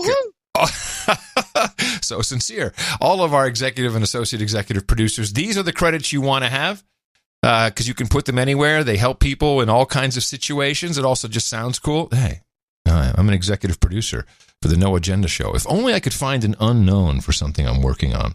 I'm just saying, you should try it. And we'll be thanking more $50 and above in our second segment, the last donation segment of 2018. And you can support us for our show 1100, which should be coming up on Thursday. And do that at Dvorak.org/NA. Lots of hitting in the mouth over the holidays. You've got all the deconstruction. Now propagate. Our formula is this. We go out, we hit people in the mouth. Order! Boom shakalaka. Shut up, slave. Yowza. All right. Listen, I got a question for you. Sure. Or anybody out there can explain to me why there is this obsession with Mumia Abu Jamal. What? Otherwise known as Wesley Cook. Free Mumia. You ever seen those stickers? You go into any like Philadelphia or Baltimore, you see these stickers on poles as free Mumia. No, I don't know. I don't know anything about this. Well, I know about it. Mumia Abu Jamal is who? He's a guy who shot a cop in Philadelphia and got life. And how long ago they've did been this trying to get happen? him out ever since. But I would challenge anybody to go to the wiki page and read about. First, let's play this clip. I got a clip on Here They Are Again, because Democracy Now! Would be one of these operations that would be trying to free Mumia. And those are some of the headlines. This is Democracy Now!, democracynow.org, The War and Peace Report. I'm Amy Goodman. We begin today's show with an update on a major development that could be the path to freedom for former Black Panther Mumia Abu-Jamal, the award-winning journalist who was convicted of the 1981 murder of Philadelphia police officer Daniel Faulkner, but has always maintained his innocence. On Thursday, a Philadelphia Common Pleas Court judge ruled Mumia Abu-Jamal can re-argue his appeal in the case before the Pennsylvania Supreme Court because then Chief Justice Ronald Castile failed to excuse himself from the case due to his prior role as Philadelphia District Attorney when Abu-Jamal was appealing his case. Abu-Jamal's lawyers argued that statements Castile made about people accused of killing police officers indicated he should have recused himself. They cited campaign speeches and letters he wrote that called for the death penalty in such cases. Abu-Jamal spent nearly 3 decades on death row before his sentence in the shooting death of Officer Daniel Faulkner was thrown out over flawed jury instructions. Prosecutors then agreed in 2011 to a sentence of life without parole. Judge Tucker's decision on Thursday was split because he denied Abu-Jamal's claim that Castile had, quote, personal significant involvement in the case while he was in the district attorney's office. For more, we're joined here in New York by Johanna Fernandez, a professor of history at Baruch College, CUNY, the City and University of New York, and one of the coordinators of the campaign to bring Mumia home. She has been in the courtroom for part of this case and is the editor of Writing on the Wall, Selected Prison Writings of Mumia Abu-Jamal.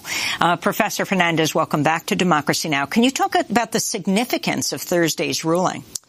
Well, this is a case that is important for Mumia Abu-Jamal, but also for dozens of people sitting in prison in Pennsylvania.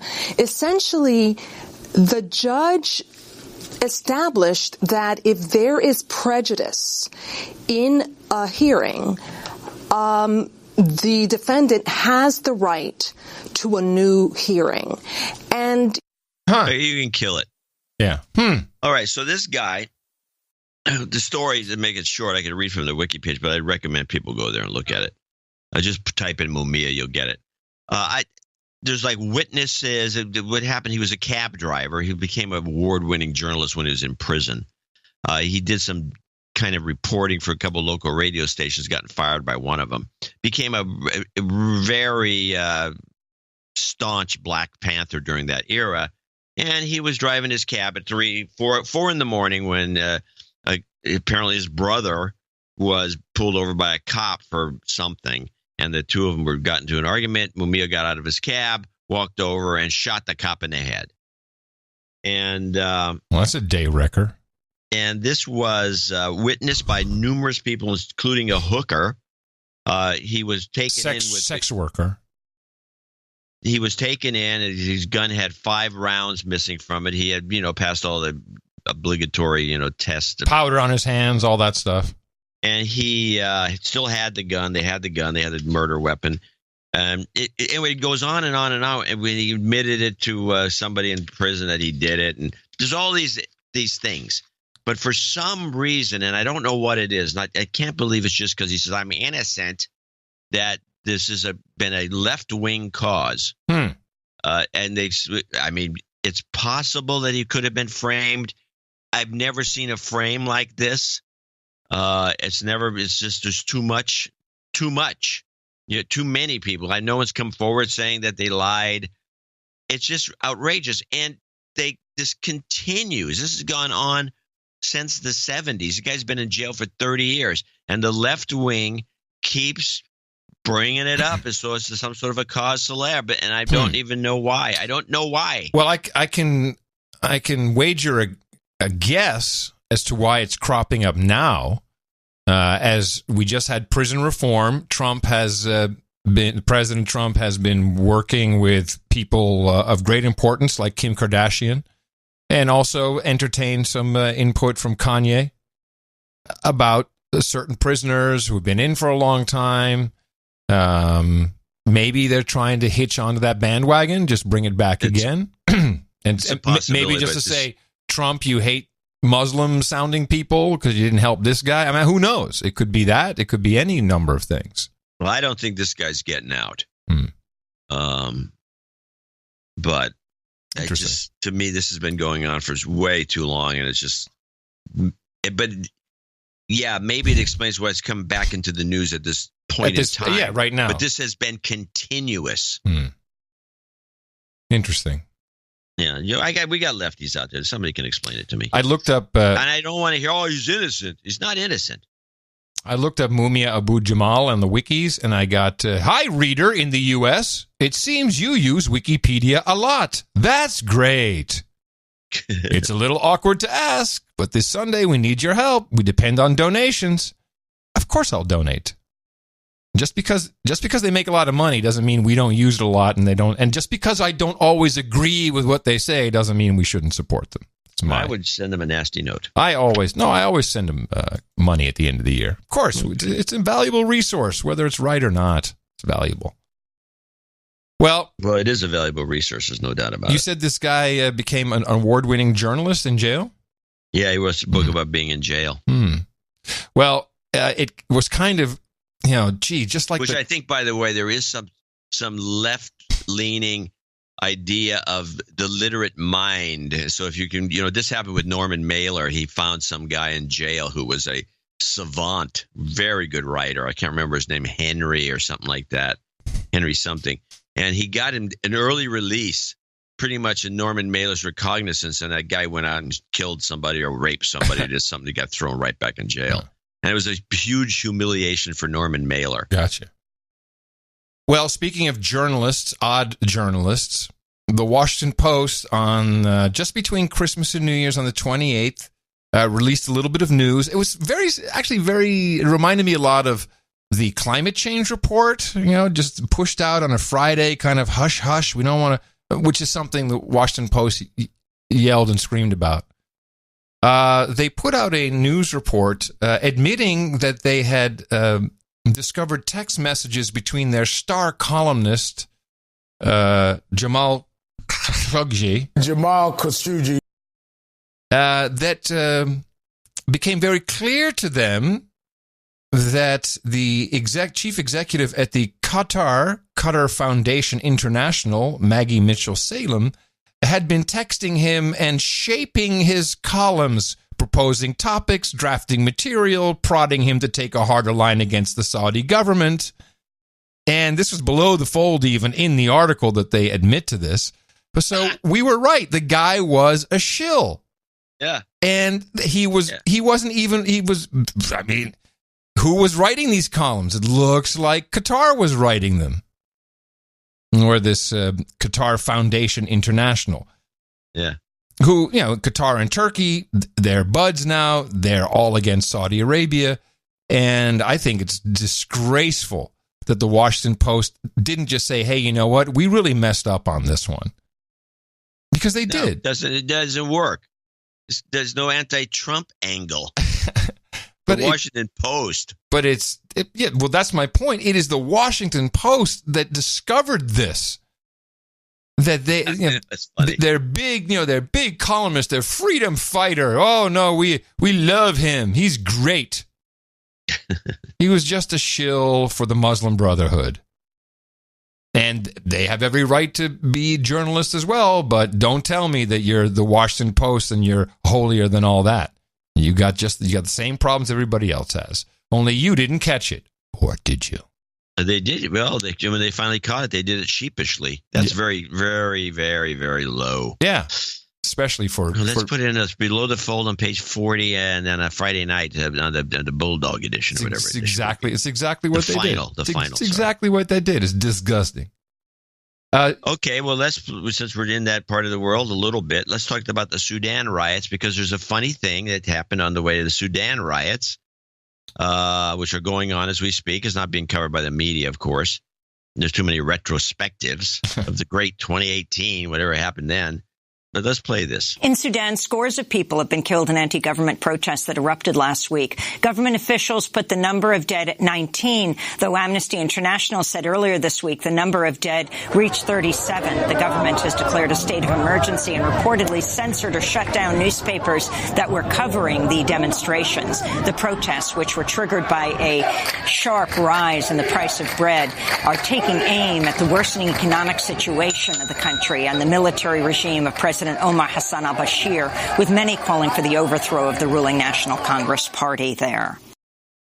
Huh.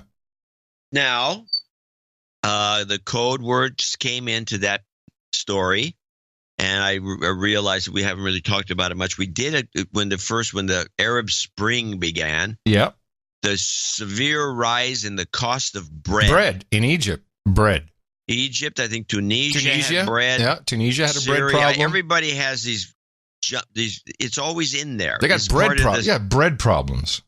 It's a bread problem. The cost of the huge rise in the cost of bread. For one thing, we're never told what the rise is ever. Was it from 10 cents a loaf to $5 a loaf? Was it from $1 a loaf to $2 a loaf? What is a severe rise in the cost of bread? And this happened before. I think that's code. I think the CIA code or somebody's that gets into the story to let everyone know that, okay, we got to mobilize over something here. So let's, meet your handler and let's talk about it. Right. And or who knows? Typically after the bread code goes out, someone lights himself on fire. But that they popped that too early this time, and it wasn't in Sudan. Would we have a guy light himself on fire? I don't know if the chronology is correct. Somebody's always lighting themselves on fire, but I don't know if that's in relation to the bread announcement. No, I don't think so. But that's why I'm saying that we get bread, and then we typically get lighting on fire. Or the other way around. Could be. But the bread thing is the one that gets stood out when she gave this report, because yeah, I agree. They've gone nuts. Over bread. It's because everyone goes onto the streets and starts wrecking the place because of the price of bread, really? Well, bread is important to some people. It's easy for us to say. No, I know, but some people make their own bread. They say the price of wheat, if that's gone up, that would be different. It's a different story. It just doesn't, there's something about it. It's just something about it. Doesn't, oh yeah, the price of bread has gone up, so I'm going to go riot and wreck the town. Yeah, here, bread price hike. Sparks violent protests. Let's see if we can find out the actual bread price increase. Yeah, that'd be neat to know. Sudanese police fire tear gas on people protesting higher bread prices. Wow. So it's sounding like a color revolution thing. Is that what you're thinking? Well, we haven't had a color come out of it yet. No. Sudan would be beige. I found a good podcast, a drone podcast called Droning On, which kind of attracted me. I'm like, yeah, nice. That's funny if you have that kind of humor about yourself, about being a podcast.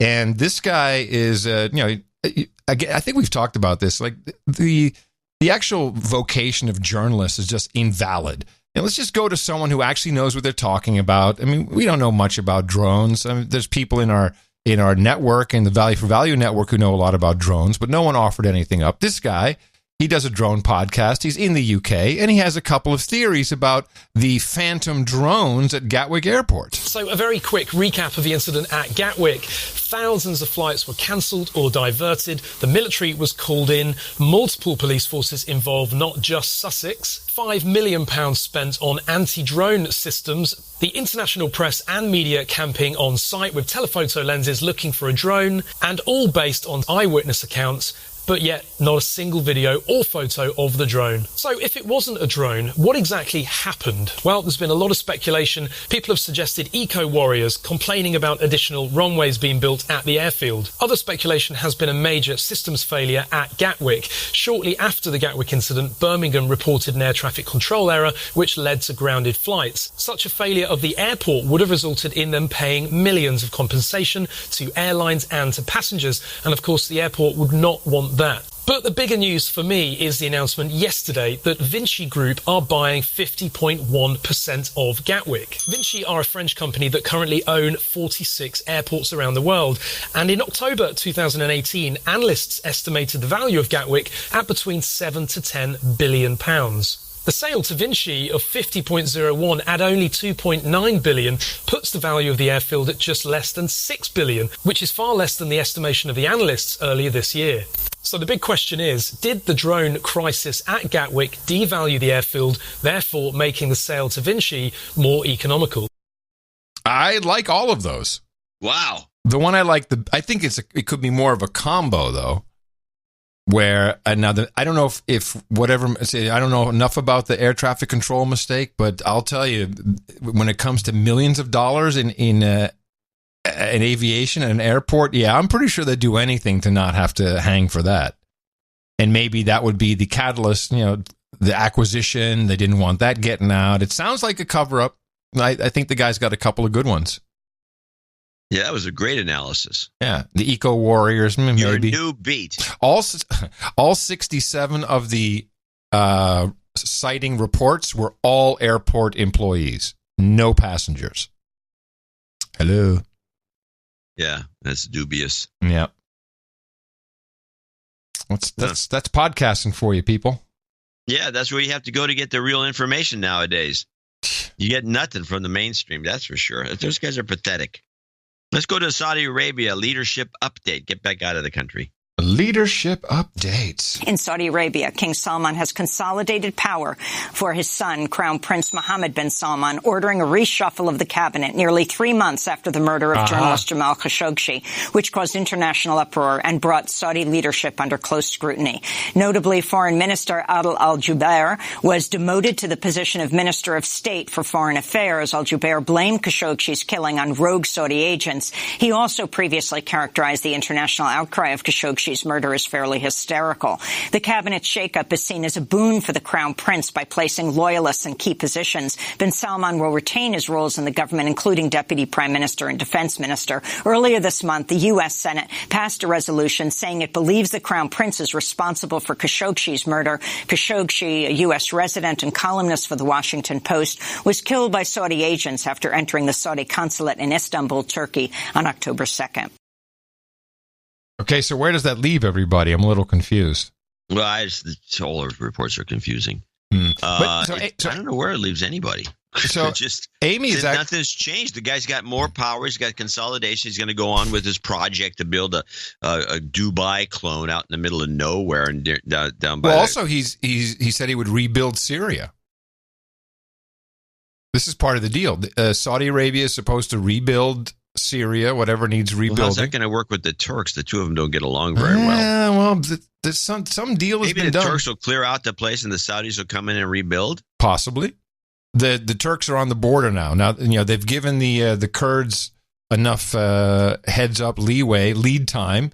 Also per Trump's deal, I think. He's like, get out. Deal. Yeah. So they're on the border. They're about to go in and do whatever they think is necessary. Yeah, well, that should be very amusing. Woo, more bloodshed. I'm sure they work well with the Russians. It'll be fine. So Amy is working. She's working. That was from Friday, I think. Oh, okay. Well, still. Well, she does. No, they never work on Sunday. But she's working the week. Yeah, she's working the week. The other people, no. It's not a retrospective. Yeah, mainstream guy. Because one of them takes the week off, and they all take the week off because people think less of them if they had to actually work. So the president has been at the White House over the holidays. He's made quite a point of it. I'm sitting here. Everyone's at home. Nancy's in Hawaii. I'm here. He's doing what we're doing. Yes. Milking it. Milking it like a podcaster he is.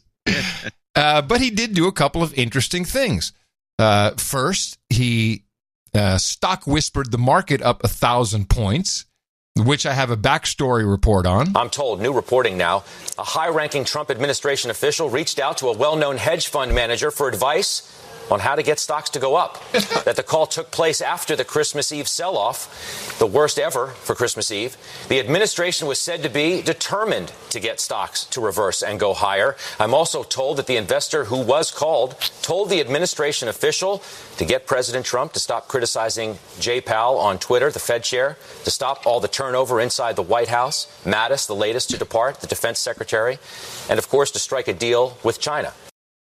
Well, sounds like he got part of that right. The word came out like, oh, no, the Fed chairs, no danger, no problem whatsoever. And then he also said, well, buy the dip. And that worked out reasonably well. As for China, yes, it seems we have some deals. It looks like we got a rice deal. We might have, which is new and huge. We may have a soy deal. There's something going on. Bigger. And here's, sorry? I think the soy deal's bigger than the rice deal. Well, we've never had a rice deal. So it just depends on, maybe size, good. But I think the fact that rice would, how crazy is that? We're sending rice to China. The Japanese won't take our rice. You know that. Why won't they take our rice?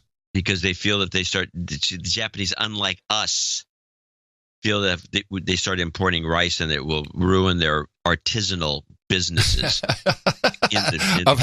of children in the rice field. Artisanal is now code for child abuse and child labor. Yeah. Well, here's a report on what the president is doing with China. Is there any promise that they could make about snooping or not stealing our technology that could be believed? Well, what the president has been writing about in his books and saying in his campaign speeches is he's looking for a verifiable agreement. He's looking for things that we can actually make sure the Chinese do. But if can you verify from people like this? You can have verification measures, yes. This was done in the case of previous trade agreements. The trick is going to be seeing performance actually take place. So if they buy 100 airliners, we can see that happen. If they actually shut down intellectual theft companies and put people in jail, have some show trials. There's a Chinese proverb you probably know called kill the chicken to scare the monkeys. Sha ji jing ho in Chinese. Hey, Sha ji jing ho yourself, bro. If they have a lot of these trials and put people in prison for 20 years for property theft against Western companies or technology transfer that's forced, that will have a huge impact that we can see. But I think... No. I'm looking forward to that. Well, there was an NBC report, which was largely a propaganda piece on Cummins Diesel. Okay. Oh, the famous diesel manufacturer.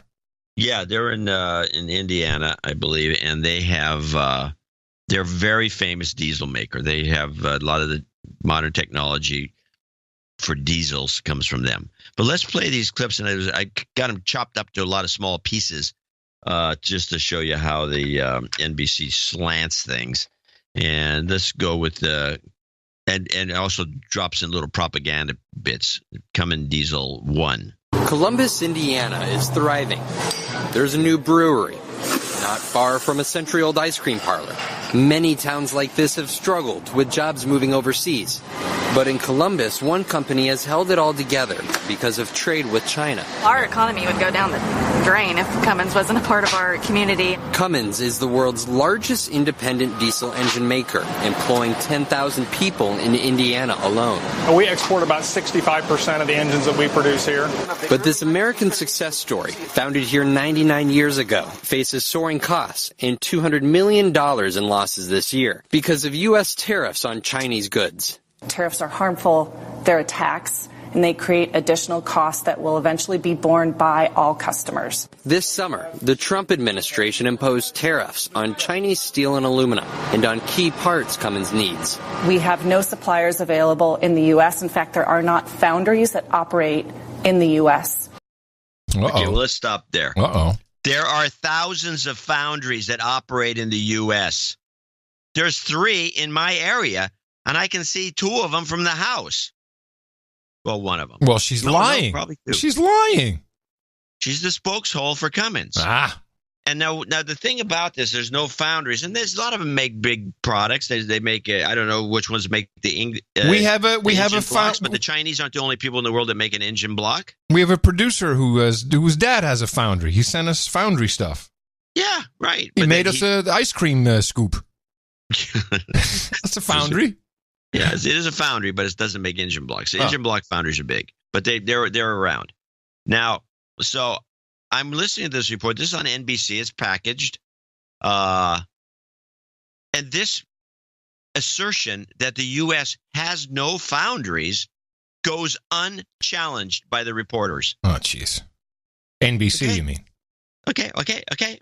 All right, let's go to 2. The tariffs are on components like these engine blocks. They're essentially the skeletons of the engines, making up 40% of the final product. But the only place that Cummins can get them?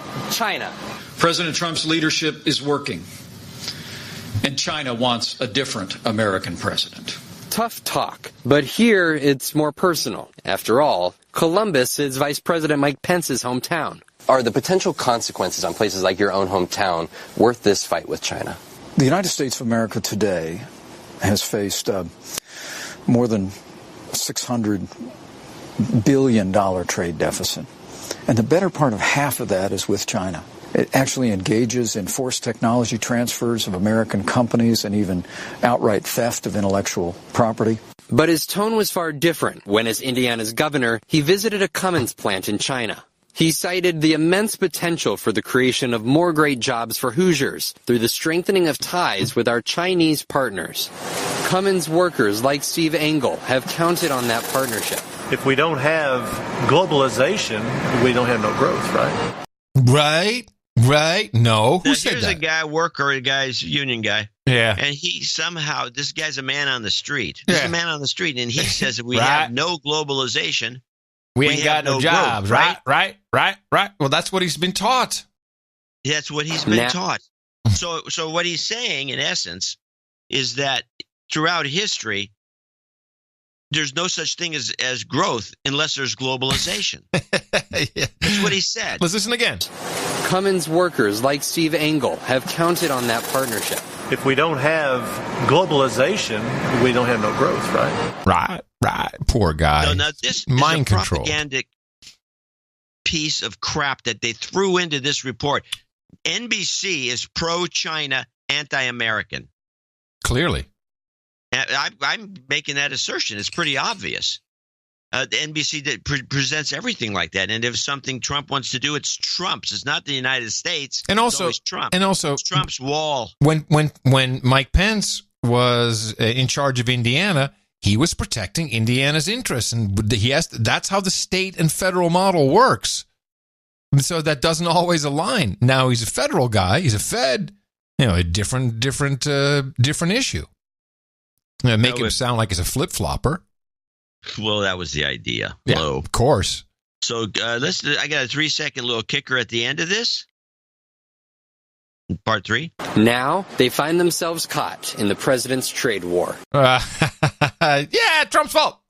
It's a president's trade war. It's not America's trade war with China. Oh, no. It's the president's. It's Trump's. It's his personal thing. It's just hurting everybody. It's hurting us because you have no globalization. So they're pro-global. They're anti-Trump. Pro-China. Anti-Trump. Unbelievable. So now, here's the way they finish the thing when he does his sign-off and throws it back to Hallie.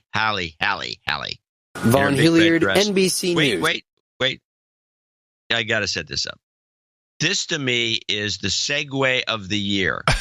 And there's a big deal when the way people segue things. We do it every once in a while. We have a really good segue. It's like kind of cool. Sometimes we stop the show. It's a showstopper. Yeah, that segue was great. Yeah, I just have for our, because we are globalists, for our global production audience, a segue is when you transition from one topic to the other. And if you can do it smoothly, it's called a great segue. And there's a lot of things called awkward segues where you go from talking about some burn victim to somebody promoting fire eating.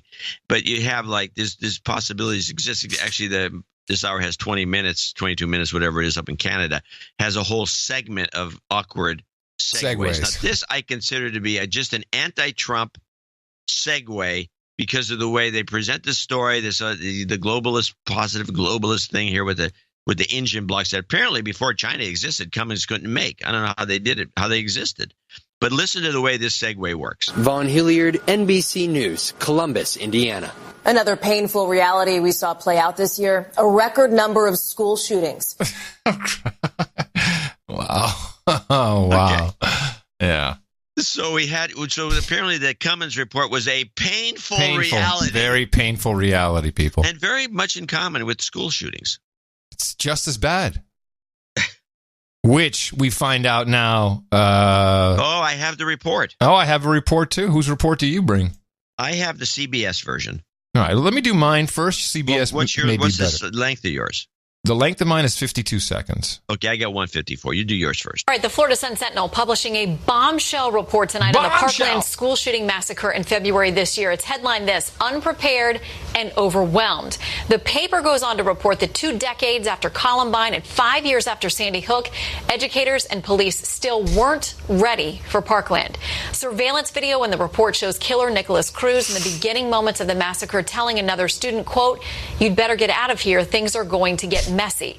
Then pulls out the AR-15 and begins shooting. The video also shows Deputy Scott Peterson, the school resource officer, the only armed lawman on the campus, as he reportedly, the paper says, fails to go inside the building despite shots being fired. He ordered a school lockdown instead of ordering deputies toward the building. Later revealed in this report that officers, quote, may rush toward gunfire rather than shall, according to policy there in Broward County. So that was a terrible report. Who was that? I think that was CNN, which makes sense that it was terrible. Yeah, they're terrible. Well, for one thing, we saw the video of the kid walking in on the guy with the gun, and he didn't pull it out afterwards. He's not shooting. He pulls it out as the kid walks past him, and then he had it out, and he was loading it as the kid came in. Okay. The kid looked at him, and he looked at the kid and says, "You better get out of here. Something bad's going to happen." And he told the kid to get lost because he was loading the gun. Mm-hmm. And that's not the same as telling the kid to get out of here and then pulling out a gun. No. But so let's this is a little longer report. It's pretty much the same thing. I think it's a little better. This is CBS. And 10 months after the massacre at Marjory Stoneman Douglas High School in Parkland, Florida, we're seeing for the first time video from the school's interior security cameras. The Sun-Sentinel newspaper obtained a video as part of its investigation into the mass shooting that killed 17 students and staff members. The Sun-Sentinel says the video shows moments where opportunities to end the chaos may have been missed. Manuel Bojorquez has our report. The just published video shows the moment shooter Nicholas Cruz entered a stairway in the school and while loading his semi-automatic rifle, warns a student who happens to walk by. According to a draft of the official report by the Marjory Stoneman Douglas Public Safety Commission, Cruz told the student, "You better get out of here. Something bad is about to happen." The report says the freshman student fled and immediately told a football coach who did not issue a code red. It was one of 3 missed opportunities, the report concluded, to warn the school there was an active shooter. Cruz was left to make his way through the school to the 3rd floor, where students were gathered in a hallway after a fire alarm went off. The shooting lasted 8 minutes, leaving 17 dead. For the first time, we see Cruz running away from the school. At the same time, deputies believed he was still in the school because they were watching surveillance videos that were on a time delay.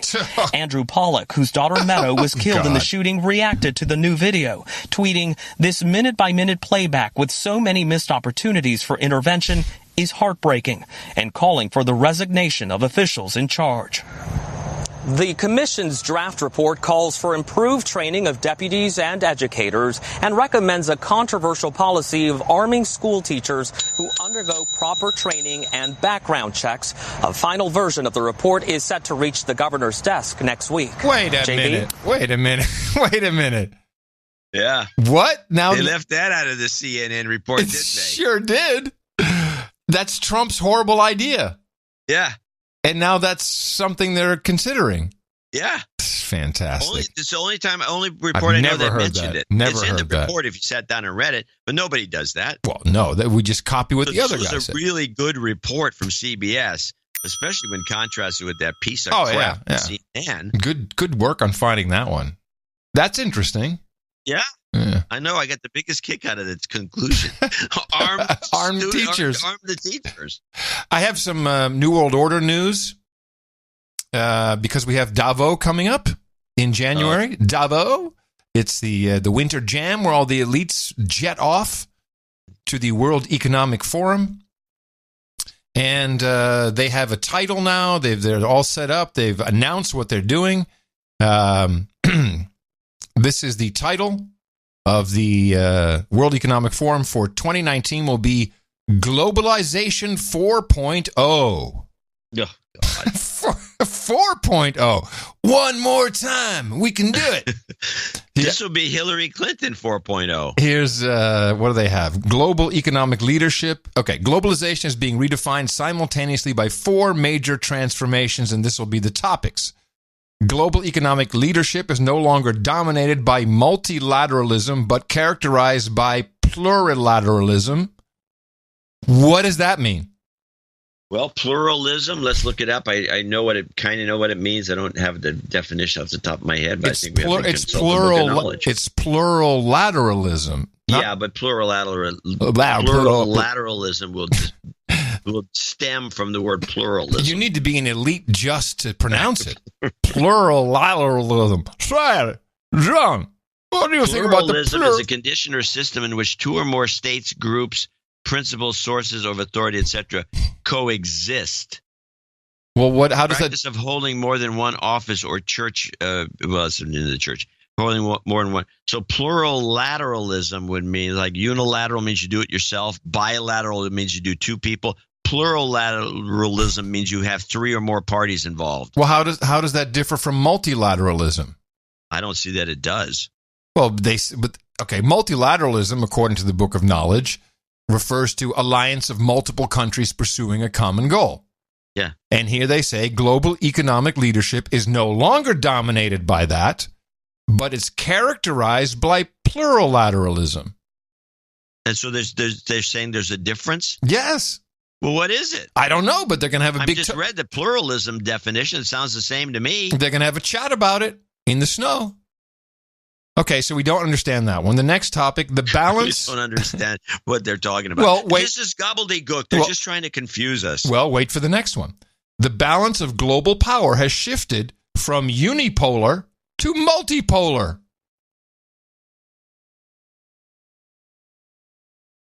So that means it shifted from unipolar, which would be us. I think what they're saying is, hey, America, screw you. Put your foam finger down.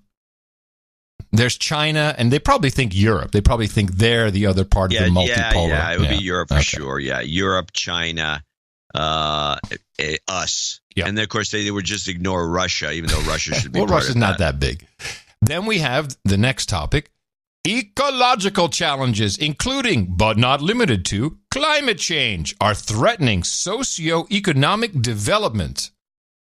Let's think about that. It's threatening socioeconomic development. Is it? Well, it's threatening. I don't know. It's threatening, but it's not doing anything. Well, what is socio? All talk, no action. Where's the action here? Where's the rising tides? What is socioeconomic development? What is that? It's growth. It's like the improvement, growth of a society and its economy. Mm-hmm. And finally, the 4th industrial revolution is introducing technologies at a speed and scale unparalleled in history. That's right. Is? Well, I guess if you go back to the 1300s, yeah. I think they're talking about technology.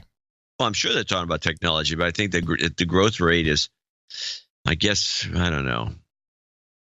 I guess it's unparalleled in some ways. Well, so is the inflation of the money supply. That's also unparalleled. So now, to go along with this, Angela Merkel, she will be in attendance. She is right on board. You know, she's on the way out. She's not looking too good, actually. I think she's looking. I'm just looking at this picture, and she doesn't look as jolly as she does. She's starting to look hangdog. It's a little more. I don't know. I hope she's okay. Yeah. Anyway, she did a little speech. Where was this speech? It was at the. Where was it? It was for her own party. But she said, and I quote, "Nation states must today be prepared to give up their sovereignty." Beautiful. In orderly fashion, of course, she joked, attempting to lighten the mood.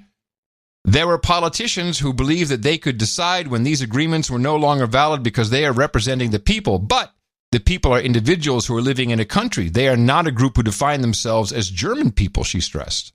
I don't know what that's all about. But there it is. Europe must be stronger and win more sovereignty.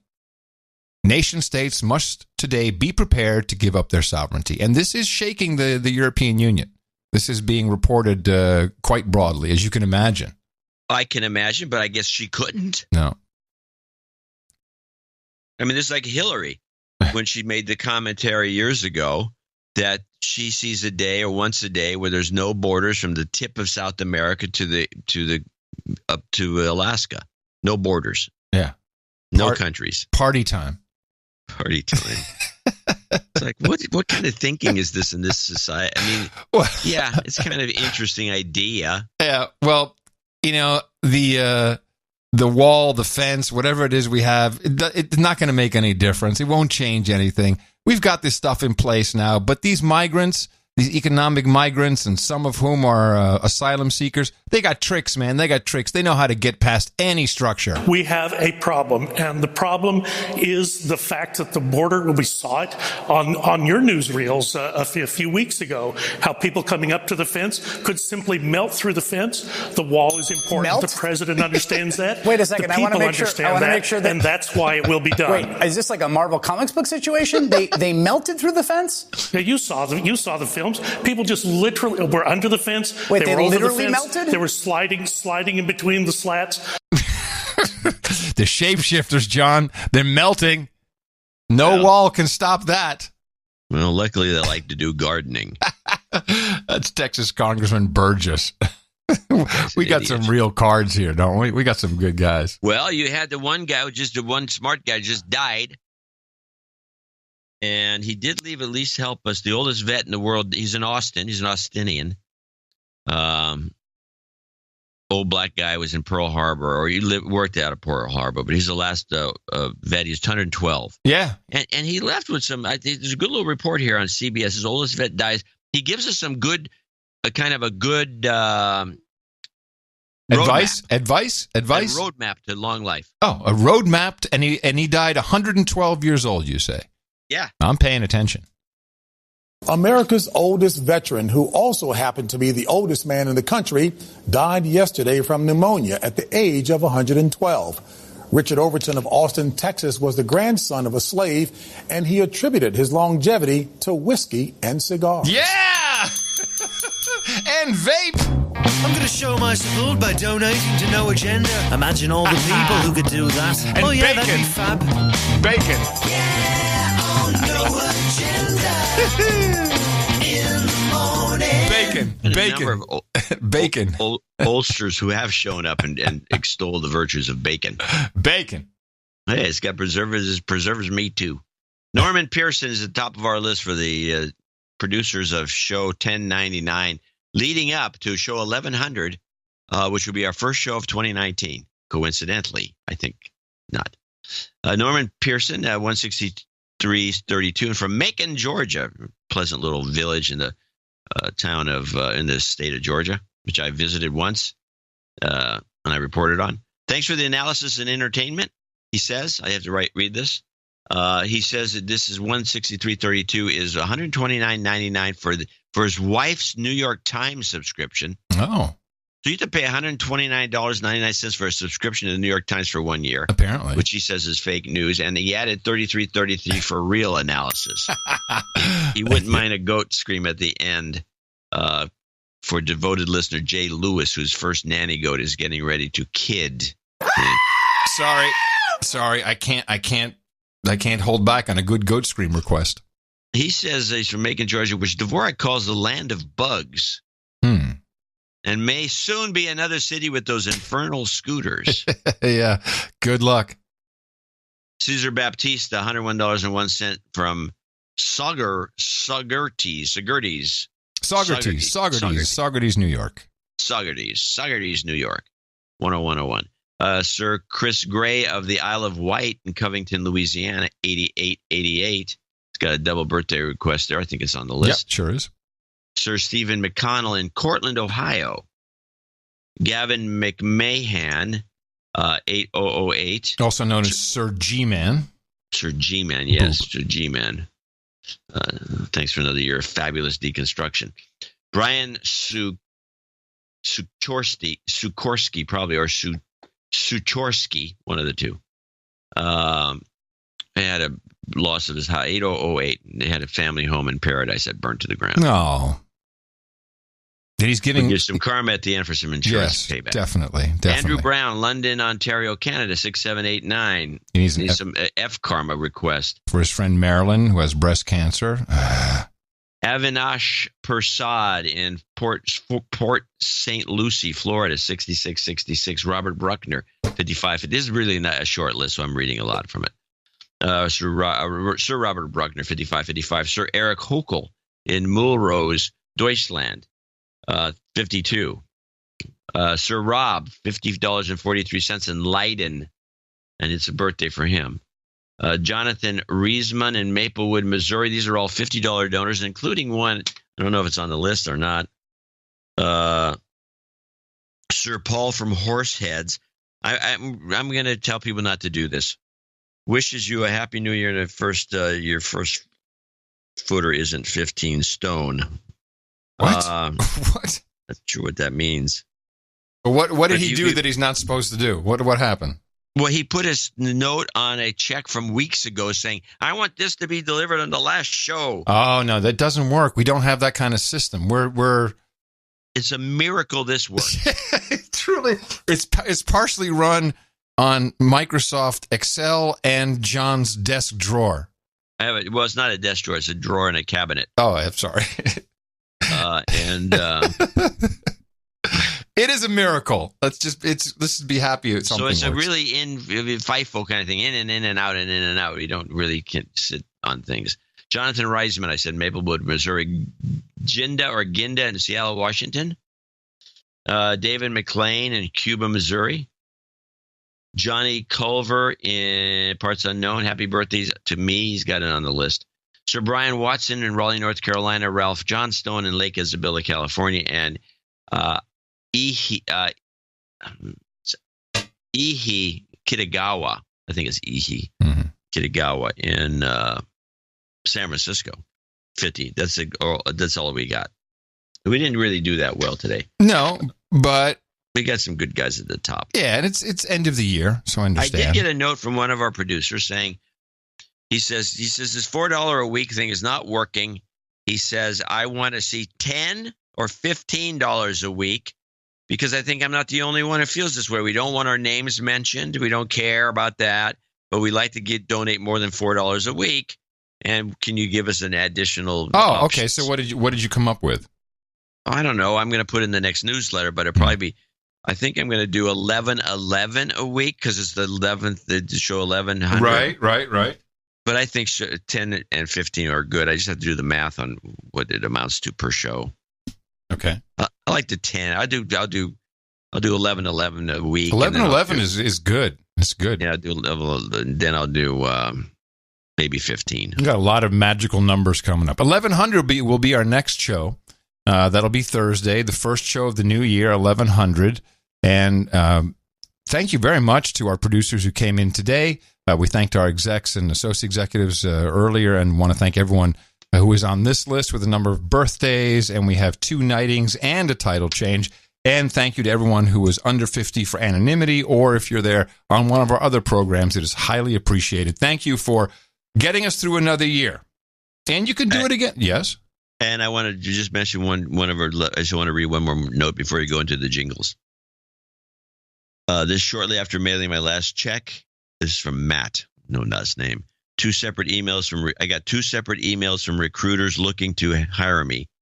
I've applied for one of the positions, and I'm hoping this donation can provide me enough good karma to land the position. So another example of karma. I think a lot of it has to do with the fact that their amygdala is not swollen up. It's easier to hire somebody like that. I agree. I mean, you can see a swollen amygdala coming down Broadway if you're hiring. You're like, no, this person can't have that. In fact, we'll talk about some of those after we do the the knightings, etc. So we have, for the new year then, I'm going to throw out jobs karma, some F-cancer karma, and just for good measure, I'm going to make it all blessed by the GOAT. And thank you again for 2018. We look forward to 2019 as show 1100 is on deck. Jobs, jobs, jobs, and jobs. Let's vote for jobs.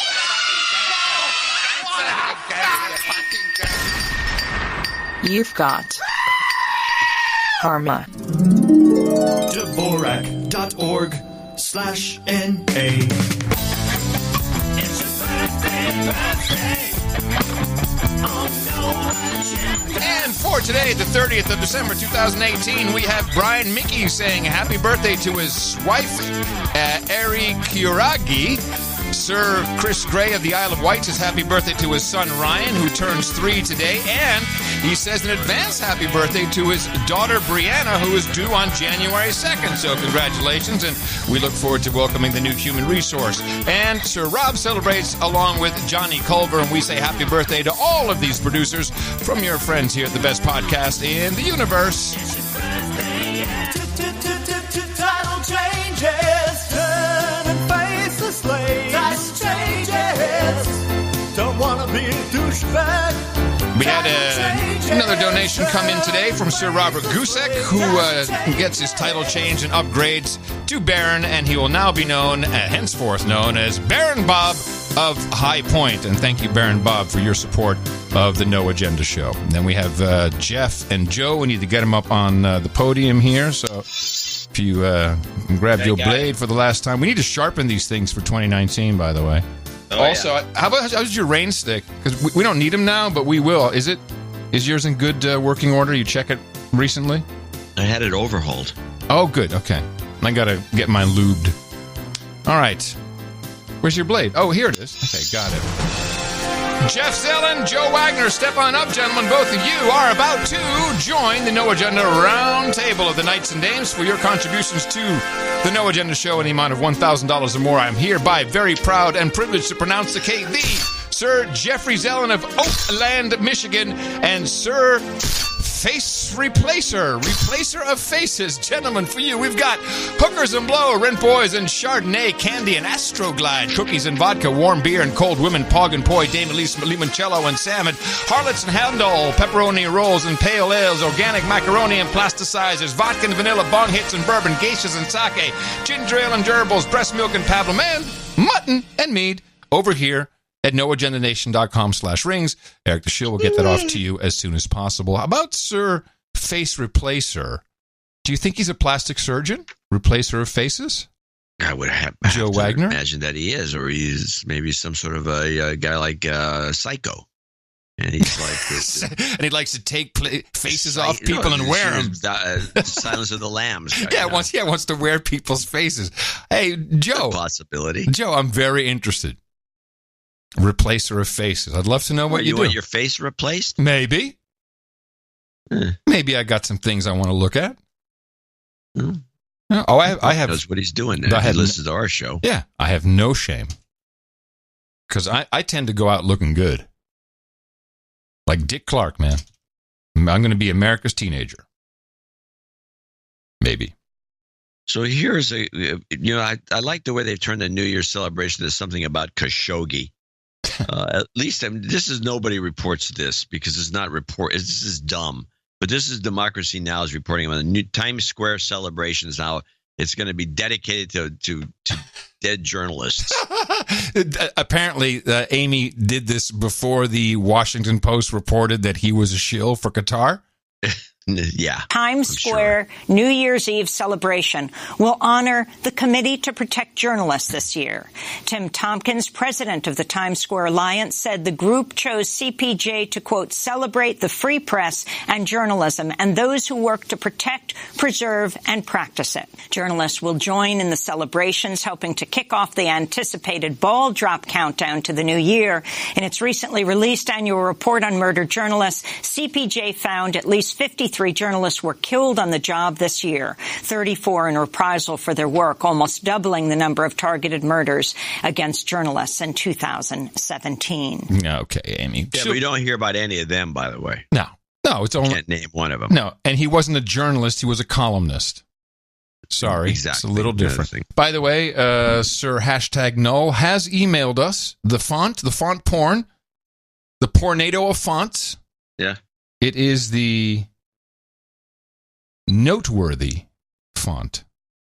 Now, is that the original name? Because most fonts have been renamed and then stolen. He says the font you loved is called Noteworthy and is a Macintosh standard font. Huh. I'll look into it. Sad, John. Sad news, or just sad things taking place. I've been following the climate grief, where surprise, surprise. Oh yeah, this is your beat. Well, I'm gonna swerve a little bit on this. The point I'm going to make is that we have been telling the world, and I'll say we because it's our generation, the journos, news, whatever. Starting with, of course, Al Gore. We have been telling the world we're going to die. You and I have heard it for decades. We've heard we're going to freeze to death, the population bomb, the tipping point, peak oil. We're going to die for a million things. And now climate change, global warming. With the most recent report, we have 12 years, really effectively 10, before we died. And young children are being affected by this. They hear it, they read it, they hear their parents talking about it. And even though there's a high likelihood a lot of parents don't really think we're going to die, they forget to put the disclaimer in. So people hear things and it affects them. It affects their amygdalas. They become enlarged. Kids, you're all going to die in 10 years. Well, so I have some examples, and this is not just kids. These are young adults. And to show you what has happened with the political correctness, social justice warriors, just what's going on in our universities. And there's two, I don't know if you saw either of these clips, and I don't know how much I can play of each of them, but they really show what society has become. And the first takes place in a convenience store with a transgendered woman who is very, and if you see the clip, she's clearly still in transition. Because you can tell that she's a woman by her hoop earrings, her mid-longish hair, a pink purse, and that's about it. And quite a beefy transgender woman. But and that's, I don't care. I really don't. It's fine. And with this, however you want to be dressed, whatever. But the guy who's behind the counter, I guess says, could you guys wait a second to a female and whatever he thought it was, and the transgender woman went apeshit over this, and because he made a mistake, and this is the problem I have, and I think this is the issue in society in general. We have that now in the UK where you can't misgender or dead name or you can get in trouble for it. What's dead name? Oh, if you use a transgendered person's previous name, which usually would reflect a name of the opposite gender than they are today. That's called dead naming. That's probably why there's this new trend in non-specific namings we did on the show. I had a list of them that neither men or women, so you can name your kid that, and then you can keep the name. So I still call you. So it's less paperwork. It's not it's not so much of a hassle if you want to change. Okay, but I think when you listen to it, you'll hear that here's someone who has problems with this, and this is not the way it's supposed to go, I don't think, in society. No, we're not doing credit. You're going to give me my fucking money back. Excuse me, sir. There's a young man in here. Excuse me, it's ma'am. It is ma'am. I can call the police if you'd like me to. You need to settle down. You need to settle down and mind your business, okay? Both of you guys? Ma'am, once again, ma'am. I said both of you. No, you said sir. Once again, it's ma'am. I actually said both of you guys. It was a general. Right beforehand, you fucking said sir. Sir? Okay. Motherfucker, take it outside. If you want to call me sir again, I will show you a fucking sir. I apologize. Motherfucker. I apologize now. Kicking stuff. I need your corporate number. Because I'm going to call them and talk about how I was misgendered several times in this store. I apologize for that. I need your corporate number now. Get it for me now. I'm going to ask you to calm down and stop cussing. Give me your corporate number. Well, I'm going to ask you for the 5th time to stop calling me a man, because quite clearly I am not. And I apologize. I'm sorry for that, man. And yes, yeah, it's sad. It really is. Because, look, when I was growing up, 13, 14, 15, I had weird hair, and I looked like a girl. And it would happen often. Someone would say, what's your daughter's name? Or what do you say, young lady? And it's uncomfortable, and it sucks, but I didn't go nuts. It's like, okay, accidents happen. It needs to work both ways. And that's clearly not. And I think that somehow we have this, what is the word I'm looking for? This righteousness. Like, I have the right. Hostility. Well, it is hostility. It's almost looking for trouble. So First of all, you don't look like a girl, period, from the sounds of it. We'll just go with that. Doesn't really, no. And you want to be called, just because you got some hoop earrings on nowadays doesn't mean that you're a woman or a trans or anything. Guys wear those, at least around here. And so it's you go in there and then you just want trouble. Why don't they just get the police or the security guard, throw the guy out? I don't think she was looking for trouble. This was really a triggering. This was a complete triggering. It's not going in looking for trouble. It's just, but you have to call me ma'am. They call you a douchebag. That would have been better. Now the next one, which interestingly also involves the term "I'm going to call corporate," which is, I think that's a new thing. We have so many noodle boy type operations that everything's a chain, and we'll call corporate on you. It seems like the threat du jour. But this happens in a vape shop. And this is different. What happens here is a guy comes in, baseball hat, big hoodie with Trump on it. And it's not even like an official thing that you've seen, but just big letters, Trump, red, white, and blue. And he comes in, he's looking for some vape juice, or e-juice as I would call it. And the guy behind the counter, and I've seen, this is just a piece of the video, he's, okay, I'm going to get this for you. But then he sees this guy's wearing a Trump sweater, and he refuses to serve him and wants him to leave. And here's what ensues. Here we are in Exhale Vapor City in Tucker, Georgia, and I have just been asked to leave the store.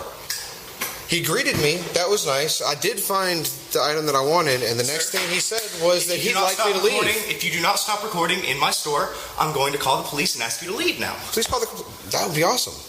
That'd be awesome. We can call Fox 5 and all sorts of stuff. I would like to purchase something here. Please do call your boss, because I will be calling corporate. Go for it. I am looking forward to releasing this video, because I just want to purchase something. Fuck off, dude. Fuck off. Get the fuck off in here, man. Fuck, man. So this is the guy behind the counter. He absolutely goes insane. He cannot separate. He just can't separate anything in his head from what's in front of him. And he believes that this guy embodies evil Trump and everything evil about him. Fucking can't stand your racist motherfuckers. Racist? Yeah. Sir, right? I'm not a racist. I got a fucker in my store. He won't leave. He's wearing some Trump bullshit. Got some racist bullshit all up in his head and shit. I'm not serving anyone that has to do with that fucker. He's a treasonous asshole. I don't have a problem with you, sir, whatsoever. I don't. All right, see, because here's where we're at. Leave the store. Here's where you're at. Leave the store. Here's Leave the store. Here's where Leave the store. Fuck off. I don't give a fuck. Get out, dude. Go ahead, take another swing at it. Make contact with me one more time. I'm going to make a deal with you. I want to purchase that vape juice. No. If you sell it to me, I won't. If you sell it to me, I won't. Look, if you sell it to me, I won't call the police. What you did was assaulted me. What I need is that for my wife. If you sell it to me, I won't call the fucking cops and press charges on you for assault. I won't call corporate and get you fired. Just sell me the fucking product so I can leave. Get the fuck out of here, dude. Oh my fuck. God bless America. Capitalism wins again. Fuck your capitalism. Fuck your fucking president. He's a racist, stupid piece of shit. You're a racist, just ring the shit up. Stupid piece of shit. Just ring the shit up, fuckboy. Fuck off. Man, fuck, get out. Sell it to me. No. Sell it to me. Sell it to me, punk. It's your job, your freedom. Sell me the shit. Bucky, you can be... No. Sell it to me. Sell it to me. Fuck off. Come on. Get out! Help your customer. Fuck off! Man, now we're laughing, but I find it very sad. This guy he's insane. He's been made crazy. He's been made crazy by the mainstream media. Yes. Let's just tell it like it is. Well, CNN, MSNBC, and Fox, all those people and are responsible Fox, for that put them all guy in being there. Nuts. And the schools. Well, thank you for leading into my third and final clip. This is an open Madison Board of Education session where everyone gets 5 minutes. You can come up and say whatever you want to the board. It's kind of like a town hall. And our next speaker is a university educator, and she's going to educate us on white liberalism. Hi, all.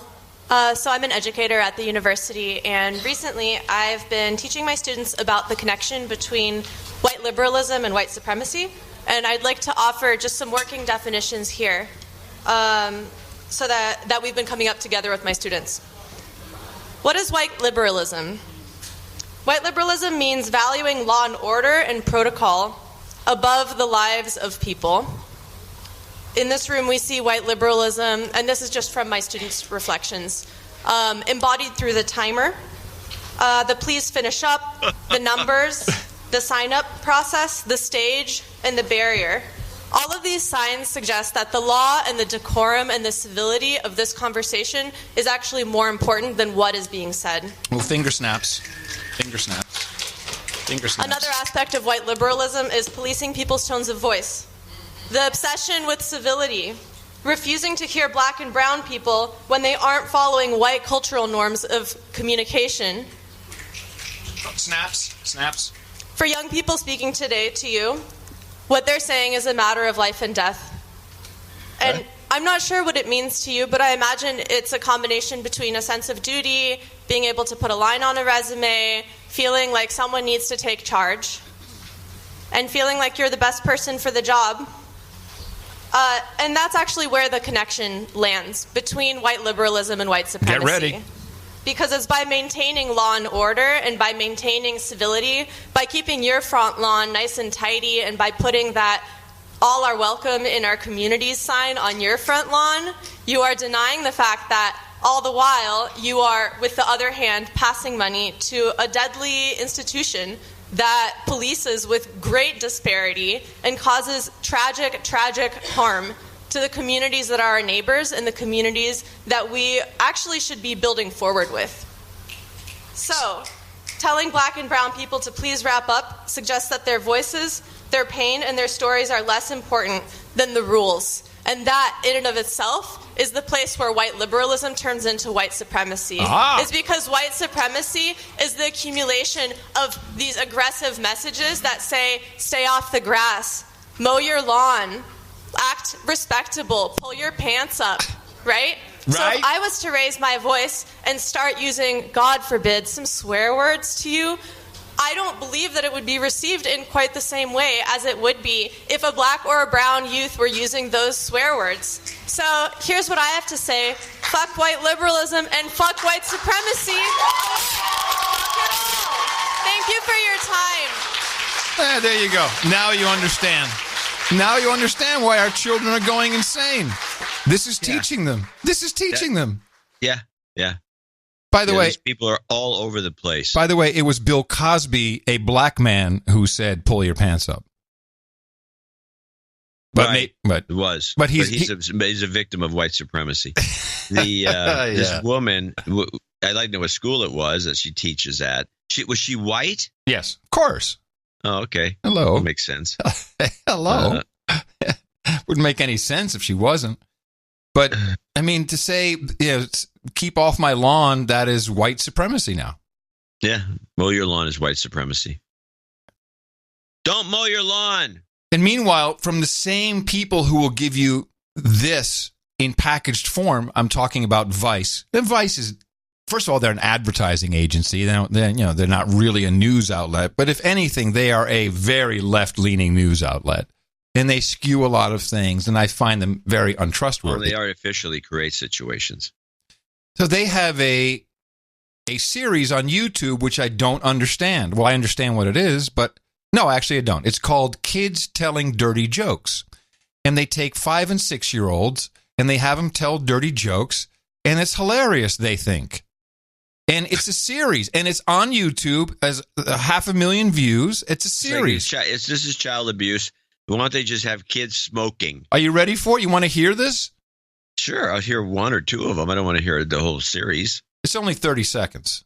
Oh. 6-year-old girl. How do you know if a police officer is gay? How? The smell of his mustache. What was Clinton's favorite game? What? Swallow the leader.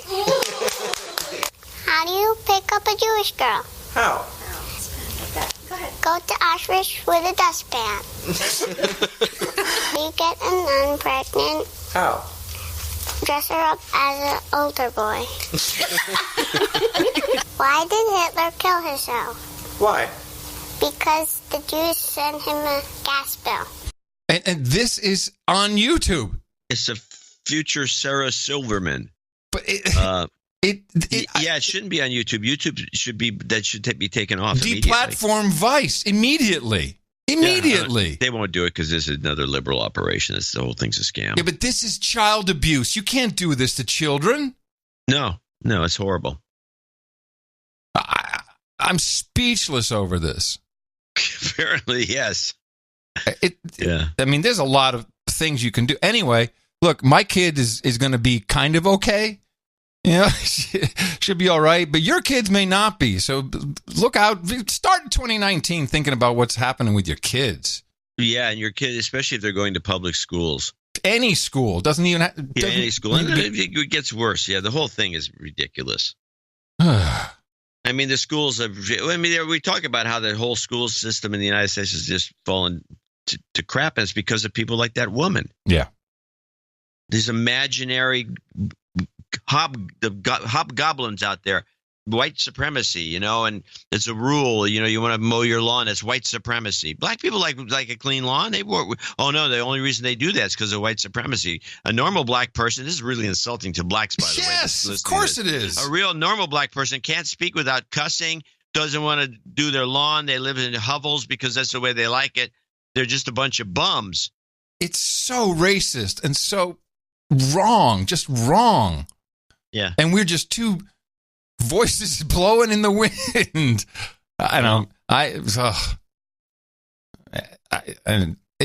That to me is like, there should be congressional hearings over what's happening here. There should be something. All right. Well, I think we're wrapping 2018. I don't know if I have anything else on where's my... I have some I have 2 throwaways. Throw one away. Okay, I'll throw 2 away. One is a cyber attack that took place. Big news. Times and several other newspapers across the country fell victim to a cyber attack. The attack caused printing and delivery problems, which led to delivery delays today. The LA Times reports a suspected virus from outside the U.S. is what caused the problems. The newspaper says the cyber attack created issues for all publications within its former parent company, Tribune Publishing, as well as some papers printed at an LA Times plant. No, attack from outside the U.S. Like how they phrase that. Yeah, so I guess they're trying to say the Russians are trying to now stop our newspapers from being printed. Which is, well, I guess, which is somehow going to stop our world from turning. It sounds like the whole thing is just a glitch, if you ask me. Yeah, it sounds to me like someone messed up. I'm just waiting for one thing to happen. And it will happen. And it's either going to be with Apple or it's going to be with Microsoft. Would be even more fun. But someone's going to get in and is going to mess with the updates. Yeah. Once someone gets into the update, if you can get into the update sequence, that's going to be a lot of fun. Yeah, especially, but the code you have to implant has to be timed so it doesn't start crashing machines right away because they don't do all the updates in 1 minute. Exactly. We don't want Mary Jo Foley figuring it out. Give it about a 30-day cycle. Yeah. Well, no, it has to be shorter because they might discover it in time. Right. It's maybe like a 4-day, 3-day thing. Start updating, and then 3 days later, they all start going off. I do have one last little thing from Hallie Jackson because I thought it was funny, her phraseology. This is the Hallie Jackson Trump politicizing border deaths. For the first time, President Trump is acknowledging the death of 2 migrant children in government custody, but he's blaming Democrats, politicizing the loss of life, tweeting the death of children or others at the border is strictly the fault of the Democrats and their pathetic immigration policies. Really? Well, he sent a tweet out bitching about something. But the thing is, she makes it sound as though this issue has not been politicized until Trump came along. Well, yeah. Yeah. All right. Well, then I just need to... I don't have any good one-liners. So you had the little girl telling jokes. You couldn't understand a word she said, and then these guys giggling over it. That was sick. You might as well just be poking her with a stick. You didn't hear what she said? You couldn't hear her jokes? I could only hear a couple of them. Yeah, they were not good. I have stuff that is... Well, this will just... I think we should just do one last one. Nah. What do you want? Do you want the... It's the end of the 2018 season. Okay. We end the 2018 season with the future for our children. Bill Peacock built his San Francisco dog walking business through a series of branding shticks, most of them cowboy-themed. Hi there. I'm William Peacock, Wild Bill Peacock, the dog wrangler, a.k.a. the Cowboy Poop Fairy Princess. After more than 15 years in the business, Bill now has competition from on-demand walking services. This is your dog. He needs a walk while you're at work today. That's where WAG comes in. At Rover.com, we're the dog care second only to you, dog people. The success of on-demand services like Uber and Lyft has investors pouring millions of dollars into these pet apps. WAG alone recently got $300 million from Saudi Arabian investors. These companies run the typical gig model, hiring contractors who are paid per walk and ordered on a phone.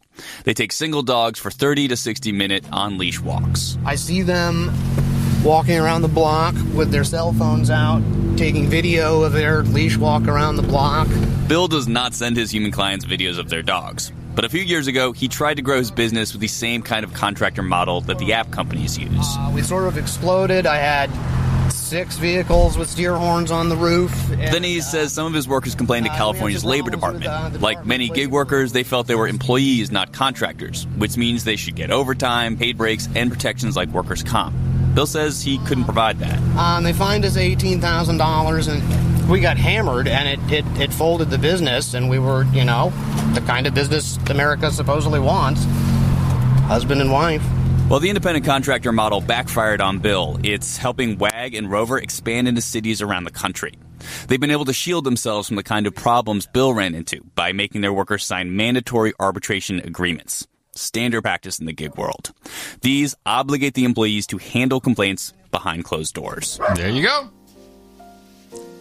Well, Jay has done some work for WAG for her little book on dog walking. Yeah.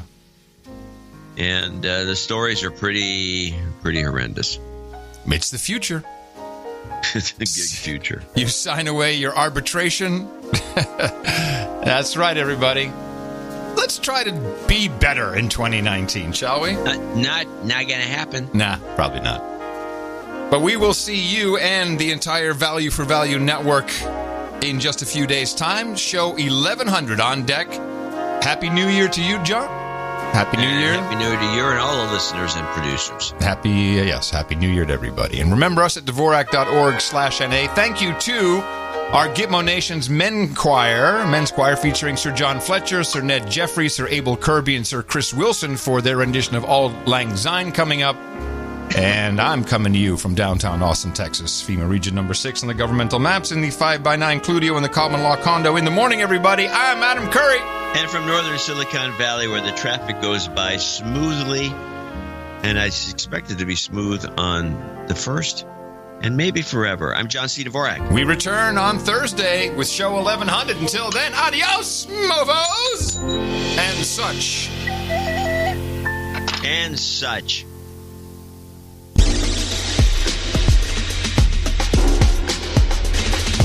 the kids will still be drawing those pictures of fire and everyone will be dead. We are calling for there are a couple things. Government is criminally complacent in the mass murder. Into all of life on Earth was my freshman year of college when I took a sustainability class. All life. Now there's a name for what she's feeling. Laura started working on a 10-step program. Things like mass shootings and climate change. Grown at home in our energy system. Large government investment. All life on this planet. What is that? Like winterizing homes, gradualism. Winterizing homes, farm our lawn is needed. Step 8, farm your lawn. That climate grief can farm our lawns and all life. Develop awareness of brain patterns. Planet. But Ro and Laura, yeah, listen. Again, the question. Held a session at the conference and 1. Accept the problem. Laura, what exactly is climate grief? Climate grief is the gut punch that you feel when you realize that your imagined future may not exist anymore. You have to accept that you're going to show up. Alive. Full life on transition. Keep going. 9. Show up and just transform our energy system. 9. Show up where dogs. 9. Show up. Security. Lawns. On this planet. The kids will still be drawing them. You are not mature enough to tell it like it is. News these days, like no one ever told me that we were like rapidly going towards this catastrophe. Totally. So is this the climate depression session? Hey, so feel my feelings. When I first saw him, I looked outside. It's a dead bird. A terrific news report. Well, I work at Noodles, a restaurant. Sounds cool. Internally, inside myself, I'm saying to myself, I need a break.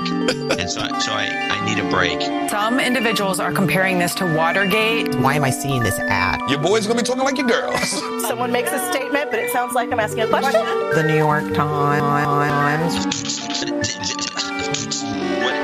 I feel my feelings. Feel my feelings? How do you not feel your feelings? In the morning. Should old acquaintance be forgot and never brought to mind? Should old acquaintance be forgot and days of old lang syne? For old lang syne, my dear, for